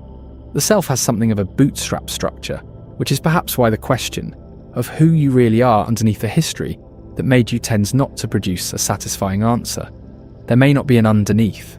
There may be only the loop. What is the thing about yourself that you are most certain has been there from the beginning? And if you trace it carefully enough, does it have a beginning? Or does it circle back into the history that was supposedly shaped by it? The Bootstrap Paradox is uniquely disturbing because it does not generate a formal contradiction. Everything in the loop is consistent. Nothing is both true and false. And yet something is deeply wrong. The information came from nowhere. The ring was never made. The loop is closed, stable, and originless. Whether stability is enough, whether something can be real without having been caused, is the question it keeps asking, going back to ask itself, never finding the first moment from which it started. Newcomb's paradox. Imagine a room with two boxes on a table. One is transparent and contains $1,000. You can see it clearly. The other is opaque. A being with extraordinary predictive ability has already decided what to put in the opaque box. If it predicted you would take only the opaque box, it placed $1 million inside. If it predicted you would take both boxes, it left the opaque box empty. The being has a nearly perfect track record. Out of everyone who has ever played this game, the ones who took both boxes almost always found the opaque box empty. The ones who took only the opaque box almost always found the million inside. You walk into the room. The being has already made its prediction and filled or not filled the box. What do? Take both boxes or take only the opaque one? Two lines of reasoning lead to opposite conclusions, and both feel completely valid. The first says to take only the opaque box. The being is almost never wrong. If you take both boxes, it almost certainly predicted that, and the opaque box is empty. If you take only the opaque box, it almost certainly predicted that, and there is a million inside. The expected value of taking only the opaque box is vastly higher. Take the opaque box. The second says to take both boxes. Whatever is in the opaque box is already there. The being made its prediction before you entered the room. Your choice now cannot reach back and change what was placed inside. If the million is in there, you get it either way, plus the 1,000 from the transparent box. If the million is not in there, taking both boxes at least gets you the 1,000. Either way, taking both boxes gets you more than taking one. Take both. The first argument is based on evidential decision theory, choosing the action that is most likely to be associated with a good outcome. The second is based on causal decision theory, choosing the action that causes the best outcome, given the current state of the world. Both are coherent frameworks for rational decision-making. Both have defenders among professional philosophers and decision theorists, and they give opposite answers. William Newcomb, a physicist at the Lawrence Livermore National Laboratory, devised the problem around 1960. He never published it. Robert Nozick wrote it up and published it in 1969, crediting Newcomb, and it has been one of the most discussed problems in decision theory ever since. Nozick described his own reaction as torn, finding both arguments compelling and unable to say which one was right. Martin Gardner ran a poll among his mathematical readers and found that the majority took both boxes, reasoning that the million was already there or not, and your choice could not change it. David Lewis, one of the most rigorous decision theorists of the 20th century, argued strongly for taking both boxes. He called one box as confused about the direction of causation, but large numbers of philosophers, including some extremely careful ones, disagree. Whether you find one boxing or two boxing compelling probably depends on how you think about the relationship between rationality and prediction. If you think a rational agent should choose the action that causes the best outcome in the world as it currently is, you two box. If you think a rational agent should choose the action that is most likely to be followed by a good outcome, you one box. If you think those two things should always agree, Newcomb's paradox tells you they sometimes do not. Imagine knowing that a being has already observed your reasoning process and predicted your choice. Your decision is not made in isolation. Whatever you decide, someone has already modelled you deciding it. Whether that knowledge should change what you decide is, itself, part of what the paradox asks. A thorough rationalist might say no, the being's prediction is in the past and you should focus on what you can cause from here. A different kind of rationalist might say yes, being the kind of person who one boxes is itself something the being was predicting. And by choosing to be that kind of person, you make the good prediction more likely. Derek Parfit argued that Newcomb's paradox reveals a deep tension in our concept of rationality itself. We want rationality to be both causally efficacious, choosing actions that produce good outcomes, and evidentially reliable, choosing actions that are associated with good outcomes. Usually these coincide. Newcomb's paradox is one of the rare cases where they do not.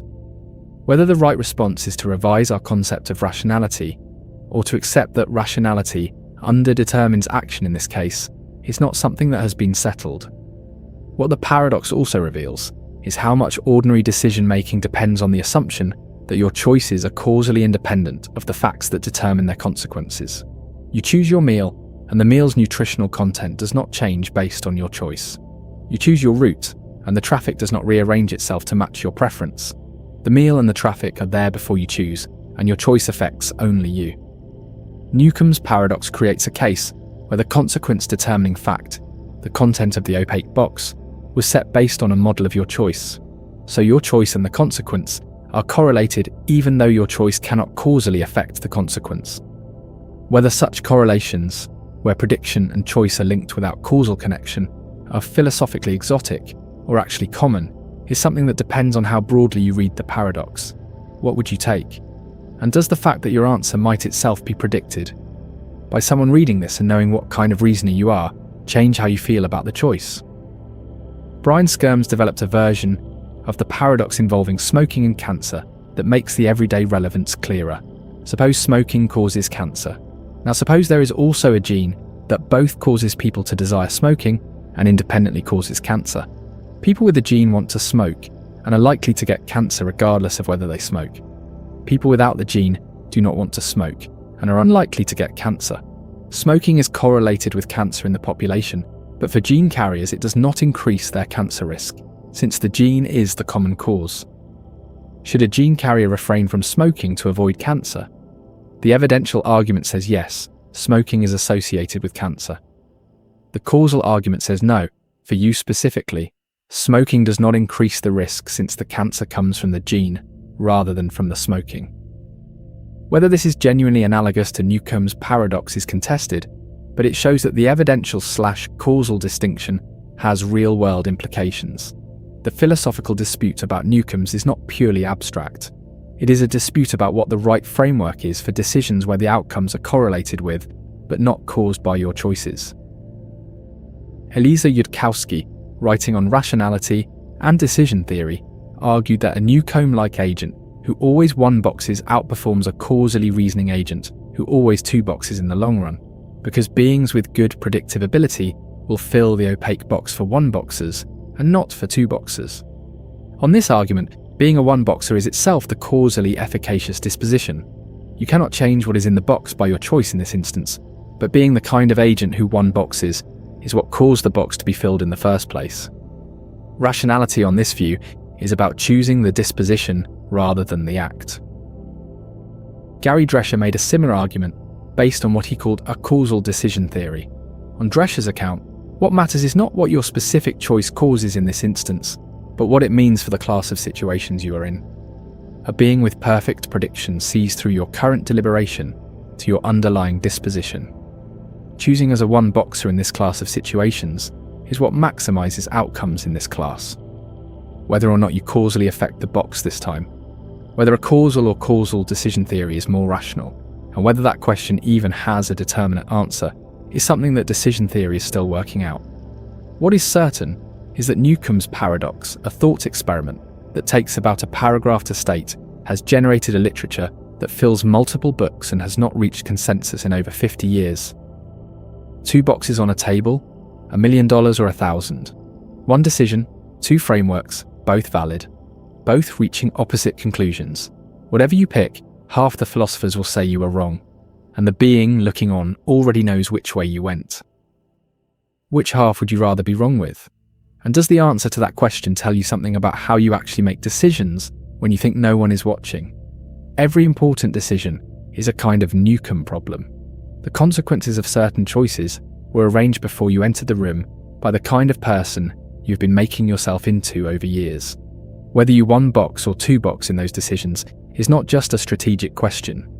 It is a question about what kind of agent you are and what kind of world that kind of agent tends to find waiting. 50 years without consensus. The box is still on the table, the being has already made its prediction, and you are deciding, as you always were going to be, which kind of reasoner you are. Moore's paradox. Imagine saying out loud, "It is raining, but I do not believe it is raining." Nothing in that sentence is logically impossible. Rain can fall whether or not you believe in it. Your beliefs and the weather are independent. The sentence does not contain a contradiction in the way that a square circle does. And yet something has gone very wrong.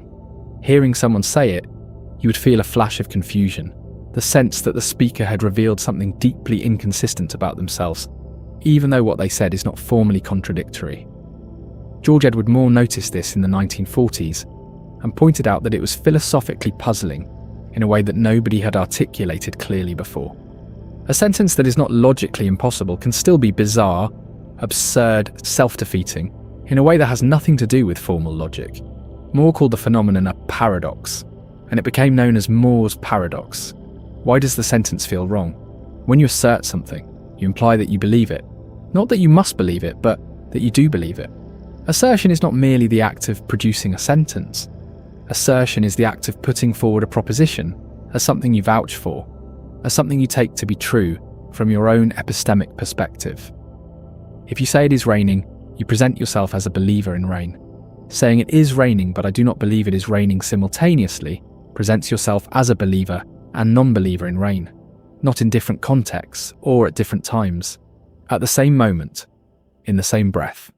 Wittgenstein was fascinated by Moore's paradox and wrote about it at some length in his later work.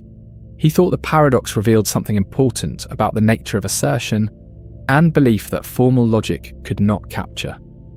Formal logic tells you whether sentences are consistent. Moore's paradox points to a consistency that lives not in the sentences themselves, but in the relationship between what you say and what you show about yourself in saying it. The inconsistency is performative rather than propositional. To say it is raining is to perform the act of asserting rain. To say, but I do not believe it is raining, is to undercut that performance in the same utterance.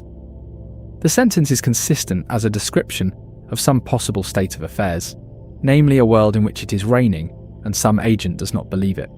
But it is inconsistent as a first-person assertion, where the asserting agent is the same as the non-believing agent. John Williams and Roy Sorensen have written extensively about the paradox and its ramifications. One of the more interesting ramifications concerns lying. When you lie, you assert something you do not believe. You say it is not raining when you know it is. Your assertion implies belief in what you say, but you do not have that belief. In some sense, every successful lie is a more paradoxical performance. The difference is that the lie conceals the non-belief, while the Moore sentence states it. A liar performs an assertion without the corresponding belief. A Moore sentence maker asserts both the proposition and the absence of belief simultaneously. Whether this means lying is a species of more paradoxical behaviour, or whether the concealment of non-belief makes lying a different phenomenon, is something that philosophers of language have analysed with care. The first-person asymmetry of the paradox is important. It is perfectly reasonable to say, she believes it is raining, but it is not raining. Someone can hold a false belief. Your knowledge that her belief is false does not make your statement paradoxical. The problem is specifically with first-person assertions. You cannot coherently assert something while simultaneously asserting that you do not believe it, because assertion, as a speech act, requires the performer to present themselves as a believer in what they assert. This asymmetry connects to a broader point about self-knowledge. You have a kind of immediate, non-inferential access to your own beliefs that you do not have to others' beliefs. Whether it is raining, you find out by looking out the window. Whether she believes it is raining, you find out by observing her behaviour and testimony. But whether you believe it is raining, you can answer without any observation, because the answer is not a further fact about the world, but a direct expression of your epistemic state. Moore's paradox reveals a case where this immediacy breaks down in a strange way. You can say it is raining, but I do not believe it is raining, and in saying it demonstrate exactly the inconsistency between assertion and belief that the sentence describes. You are simultaneously the person asserting rain and the person lacking the corresponding belief. The sentence is not about a third party in a contradictory state. It is you, performing the contradiction in the act of speaking. Imagine writing in a private journal, "Today I am happy, but I do not believe I am happy." Whether that is coherent is a different question from whether saying it aloud is coherent. Writing and private thought do not carry the same assertoric force as public declaration. Whether you can believe a Moore sentence in private, holding both the proposition and the disbelief together without the performative contradiction that public assertion creates, is something that different philosophers have answered differently. Some have argued that Moore's sentences can be believed even if they cannot be asserted, that you can sincerely hold a combination of first-order belief and second-order doubt that would be contradictory to express.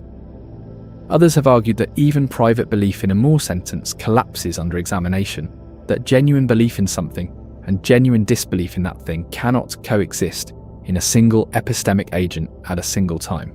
Whether there are things you are genuinely uncertain whether you believe, where holding the proposition and lacking conviction about it seems simultaneously true, is something Moore's paradox invites you to examine rather than dismiss. What is something you say but are not certain you believe? And does saying it change whether you believe it? Or does it just reveal a gap that was already there? There is a therapeutic version of Moore's paradox that appears in clinical psychology. A person in therapy might be asked to articulate a belief. They say, "I believe I am worthy of love." The therapist notes that while the person has stated the belief, something about the way they stated it suggests they do not hold it firmly. The words are there, the conviction is not. Whether this constitutes a more paradoxical state, a genuine assertion paired with genuine non-belief, or whether it is better described as a person learning to say something that has not yet fully become a belief, is a question that the therapeutic context makes vivid. Cognitive behavioral therapy works partly by getting patients to change their behavior and speech, on the theory that changed behavior and speech can eventually shift underlying belief. You say you are capable of handling the situation enough times and in enough contexts until the saying and the believing come into alignment. Whether the interim state, where you say things you do not fully believe in order to eventually believe them, is a desirable version of the Moore paradox, or just a necessary step in belief formation, is something that different traditions within psychology and philosophy have answered differently. Self-help and positive psychology have often encouraged affirmations, the practice of stating beliefs you aspire to hold as if you already hold them. Moore's paradox is the shape that these affirmations inhabit before they become genuine. You say, "I am confident, but I do not believe I am confident." Whether saying it helps produce the belief, makes the gap more visible, or simply represents an uneasy resting place between aspiration and reality depends on the person, and the belief, and the context. Language does something interesting with this. When you say something about yourself often enough, in the right context, with enough sincerity in the performance can create the thing it represents. Actors report this. The sustained performance of an emotion can produce the experience of the emotion. Whether that means belief can be bootstrapped through assertion, or whether genuine belief requires something more than repeated assertion, is a question about the relationship between language and mind that has not been settled. Consider a political speech. The speaker asserts values and commitments to an audience. Whether the speaker genuinely holds those values or is performing them is something the audience cannot always determine. The speaker may not always be able to determine it themselves. A speaker who performs conviction often enough may develop conviction. A speaker who performs values they do not hold may discover, over time, that the performance has not produced the belief, and find themselves in an increasingly more paradoxical position.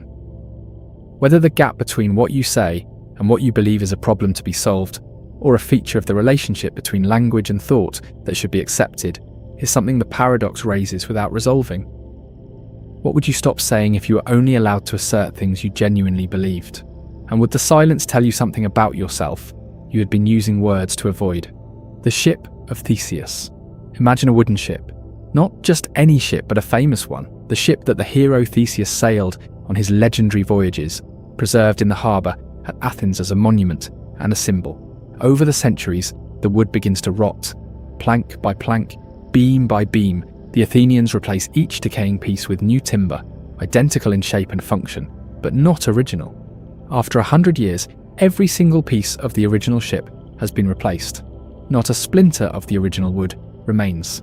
What floats in the harbour is a ship made entirely of new material, in the original shape, following the same design, carrying the same name. Is it still the Ship of Theseus? Plutarch, who recorded this puzzle in the 1st century, called it a logical problem for philosophers. He offered no resolution. He was describing a paradox that had been discussed long before him and would be discussed long after. The puzzle is about identity, about what makes something the same thing over time, rather than a different thing wearing the same name. Most people considering the Athenian ship say yes, it is still the Ship of Theseus. The continuity of the ship through time, the unbroken sequence of maintenance, the same form and function, and history and name is what makes it the same ship. What matters is not the particular atoms or planks that compose it at any given moment, but the thing itself, the persisting object whose identity is maintained through the process of replacement. Thomas Hobbes added a complication. Suppose a second philosopher collected every original plank as it was removed, stored them carefully, and eventually reassembled them into a ship. The second ship is made entirely of original material. No new timber. Every plank is from the ship Theseus actually sailed. Which ship is now the real Ship of Theseus? The first ship has continuous history but no original matter. The second has original matter but a gap in history and a different process of assembly. Two ships, two credible candidates. One name, no obvious answer. Your intuition might shift depending on which aspect of identity you weight more heavily. If identity is about continuity, the continuously maintained ship wins. If identity is about the original matter, the reassembled ship wins. If identity is about a combination of both, you are left with two ships and no way to adjudicate. Philosophy has offered several frameworks for thinking about this, and each of them handles the Ship of Theseus differently. Temporal parts theory, also called four-dimensionalism, holds that objects are not wholly present at a single time, but are extended through time the way they are extended through space. Just as the ship occupies different positions in space, at a single time it occupies different temporal parts at different times. Identity over time is a matter of the right kind of continuity between temporal parts, not strict sameness of matter. On this view, the ship that has been continuously maintained is the Ship of Theseus. The reassembled ship is a distinct object that happens to be composed of the same matter at this particular time. Mereological essentialism holds that an object is essentially composed of exactly its current parts. Change any part and you have a different object. On this view, the Ship of Theseus was destroyed the moment the first plank was replaced. There is no Ship of Theseus in the harbour. There is a ship that occupies the same location, serves the same function, and bears the same name, but it is not the original. Whether either of these views seems right probably depends on intuitions you hold about objects and identity that you have never had reason to examine carefully, because in ordinary life, the question of whether the repaired ship is the same ship never arises in a way that matters. The Athenians need the concept for their monument. The legal system needs it for property disputes. Insurance companies need it for determining what was destroyed and what was built. Each context picks a different aspect of the Ship of Theseus problem to weight, and each context produces a different answer. What makes the paradox genuinely life-changing is the moment you apply it to persons. You are made of matter. Almost all of that matter is replaced over time. Your atoms cycle through the world and are replaced by others. Your beliefs change, your values shift. Your memories are imperfect reconstructions. Your personality has a continuity of character, but not a fixity of content. The person you are now is related to the person you were at 10 years old, the way the maintained ship is related to the Ship of Theseus. Something persists. What that something is proves surprisingly difficult to specify. Imagine tracing every thread of continuity from who you are now back to who you were at 6 years old. The matter is different. Most of the beliefs are different. Many of the relationships are different. Some of the values are the same, some are reversed. The voice is the same in kind, but different in character. What remains? What is the continuous thread that makes you the same person, rather than a sequence of related persons who share a name and a history? Whether there is a clean answer to this question, or whether the continuity of personal identity is as philosophically underdetermined as the identity of the ship, is something that philosophy has been examining without consensus for millennia. Derek Parfit argued that personal identity is not what matters. What matters is psychological continuity and connectedness, the overlapping chains of memory, intention, and character that link your current self to your earlier selves. Whether these chains constitute identity in the strict metaphysical sense is less important than recognizing that the continuity itself is what generates moral responsibility, prudential concern for your future self, and the sense of being a continuous life rather than a series of persons. The ship in the harbour and the reassembled ship from the original planks both have something to do with Theseus. Which one you call the Ship of Theseus depends on why the question matters, and the same might be true of the question you ask about yourself. What is the one thing about yourself that you believe has remained unchanged long enough to count as who you really are? And if that thing were replaced gradually by something slightly different, would you notice when the Ship of Theseus was gone? Parfit's view has a strange implication. If personal identity does not matter, and what matters is psychological continuity, then gradual psychological change is not death or replacement, just change. The continuous stream of psychological life generates moral concern and prudential rationality even without a fixed self. Whether this is reassuring or disturbing depends on how much your sense of self depends on there being a fact of the matter about whether you persist. Locke argued that personal identity consists in memory. You are the same person as the child in your memory, because you remember being that child. Hume disagreed, finding on introspection not a continuous self but a bundle of perceptions with no underlying owner, no thread, just the bundle. Consider your own memory. There are years of your life you remember only in outline, whole periods simply gone. The person who lived through those forgotten stretches is connected to you by biology and continuous process. Whether they are you, in any philosophically robust sense, is exactly what the Ship of Theseus asks about its planks. Whatever you are, the question of where you will be when enough of you has changed is a version of the same question. And the fact that the question has no clean answer might say something true about the thing it is asking about. Reid pointed out a problem with Locke's memory criterion. An old general is honoured for an act he committed. As a young officer, he remembers it.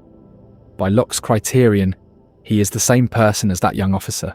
The young officer once committed a childhood theft and was flogged for it. He remembered it.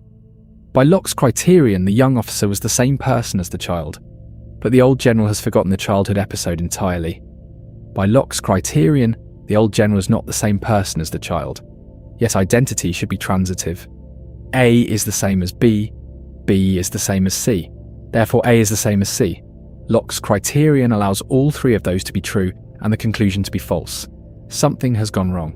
Whether the mistake is in the memory criterion or in the assumption that identity must be transitive is something philosophy has not resolved. Reid's example is clean and has survived 2.5 centuries of responses without being convincingly answered. The ship floats in the harbour. The reassembled ship rests on land. Both have a claim to the name. Neither fully satisfies the intuition that there should be one right answer, and perhaps the intuition is what needs revising, not the question. Some things persist by being continuously maintained. Some persist by conserving their original substance. Some change so gradually that the question of when they stopped being themselves never has a clear moment of arrival. You are probably more like the last category than the first two, whether that means you have always been the Ship of Theseus, or that you have always been something the question was not quite designed to ask about, is the thought the harbour leaves you with.